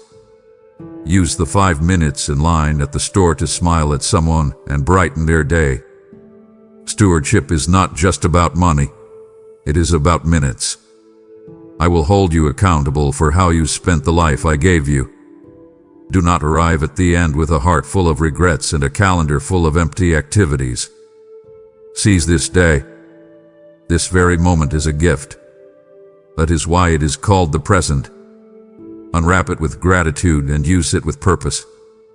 Do not let the sun go down without having done something that matters for the kingdom. You are on the clock, and the work is great. Let's get moving. I see the fog that is clouding your mind right now. You are standing at a crossroads, staring at 2 different paths, and you are terrified of making the wrong turn. I know about the decision that is keeping you awake at night. It might be about your career, a relationship, a move, or a financial investment. You have made pro-con lists. You have asked your friends. You have searched the internet until your eyes burn. You are seeking information, but what you desperately need is wisdom. Information is knowing that a tomato is a fruit. Wisdom is knowing not to put it in a fruit salad. You have plenty of earthly knowledge, but you are starving for heavenly perspective. You are confused because you are listening to too many voices. The world screams its logic at you. It tells you to do what makes the most money, what looks the most impressive, or what is the safest bet. But my wisdom often looks like foolishness to the world. I might tell you to step down to step up. I might tell you to give away what you want to keep. I might tell you to stay when everyone else is running. You cannot find my direction by using the world's map. I have a promise for you, and I want you to grab it with both hands. If any of you lacks wisdom, let him ask of God, who gives to all liberally and without reproach. Have you actually asked me? Or have you just worried about it? I am not a stingy God who hides the answers to trick you. I am a generous Father who wants to lead you. But you must ask in faith, not wavering like a wave of the sea. Here is how you will know. I am giving you a tool right now called the umpire of peace. Let the peace of God rule in your hearts. The word rule there means to act as an umpire. In a game, when the umpire blows the whistle, the play stops. When you think about option A, does your spirit feel agitated? Does your stomach turn? That is the whistle blowing. That is a no. But when you think about option B, even if it looks scary, is there a deep, settling quiet in your soul? Is there a sense of rightness? That is my peace saying, safe. Go this way. You are waiting for a billboard, but I am speaking in a whisper. I told Elijah that I was not in the wind, the earthquake, or the fire. I was in the still small voice. You have to turn down the volume of your life to hear it. Stop trusting the loud logic of your fears. Trust the quiet prompting of my spirit. I know the end from the beginning. I know where each road leads. If you trust me, I will not let you drive off a cliff. I will guide you with my eye. Be still, ask and listen. The answer is already inside you, waiting for the noise to die down so it can be heard. I'm calling you out of the shallow end. You have been splashing around in ankle-deep water for years, playing it safe. You go to church, you say a quick prayer before meals, you listen to a worship song now and then. But you are bored. You are feeling a deep, aching dissatisfaction with your spiritual life. You think something is wrong with you. My child, nothing is wrong. Something is right. That dissatisfaction is a hunger I placed there. It is my spirit growing within you, calling you to the deep waters. I did not save you just to keep you out of hell. I saved you to bring you into my heart. I desire a relationship with you that is so much more than a Sunday morning routine. I want to be your breath. I want to be your first thought in the morning and your last thought at night. I want to reveal the secrets of the kingdom to you. Call to me, and I will answer you, and show you great and mighty things, which you do not know. There are mysteries I want to whisper to you, but I cannot tell them to a casual visitor. I only share my secrets with my close friends. Are you willing to pay the price for this depth? The cost of the anointing is your time. It is consecrated, set apart time. You cannot have a deep relationship with someone you talk to for 5 minutes a day. I am inviting you to turn off the television. I am inviting you to wake up 30 minutes earlier. I'm inviting you to push away the plate and fast. You say, I don't have time, but you make time for what you love. Show me that you love me. I want you to change how you approach my word. Stop reading the Bible like a textbook or a list of rules. It is a love letter. It is a mirror. When you open it, ask me, Father, show me your face. Read it for transformation, not just information. Let the words wash over you. Let them cut you. Let them heal you. I am calling you friend. No longer do I call you servants, but I have called you friends. A servant does what he is told without knowing why. A friend knows the heart of the master. I want you to know my heartbeat. I want you to know what makes me weep and what makes me rejoice. Come away with me, my beloved. The deep waters are scary because you cannot touch the bottom, but that is where you learn to swim. That is where you learn that I will hold you up. Come deeper. The shallows are for children. The deep is for the mature. It is time to grow up. We are reaching the end of this appointment. The pause button is about to be released. But before you scroll on, before you go back to the noise, I must give you a solemn warning. Do not take this moment lightly. This was not just a nice speech. This was a divine intervention. I stopped you because you are heading toward a cliff, and I love you too much to watch you fall. The time is short. You think you have forever to get right with me. You think you have forever to start that ministry, to forgive that person, to get serious about your faith. You do not. Today is the day of salvation, not tomorrow. Tomorrow is a thief that steals your potential. Every time you hear my voice and say later, your heart gets a little bit harder. It is like callous skin. Eventually, you won't be able to feel my touch at all. That is a terrifying place to be. Do not let your heart become stone. I am standing at the door of your heart and knocking. I have been knocking through this entire message. Can you hear it? I will not kick the door down. I am a gentleman.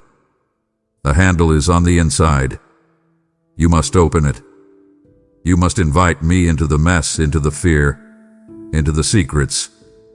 If you walk away from this message unchanged, you are walking away from your own rescue. You are choosing to stay in the prison cell when the door has been flung wide open. This is a fork in the road. You can go back to your scrolling, back to your worrying, back to your striving, and nothing will change. You will be in the exact same spot next year, tired, anxious, and unfulfilled. Or you can choose life. You can choose to take everything I have spoken to you, the comfort, the commands, the conviction, and let it take root. I have set before you life and death, blessing and cursing. Therefore choose life, that both you and your descendants may live. The choice is yours. I cannot make it for you, but I am pleading with you, with tears in my eyes. Choose life. Choose me. Do not let the birds of the air come and snatch this seed away the moment you click off this screen. Yard this word. Water it. Let it change you. The consequences of ignoring this are spiritual stagnation and death. The reward of embracing it is life abundant. What will you do? The time has come. The divine halt is ending. In a moment, the world will start moving again. The noise will try to rush back in. The demands will return. But you are not the same person who started reading this. You have been halted, inspected, washed, and rearmed. You have met with the living God. I am lifting my hand from the pause button now.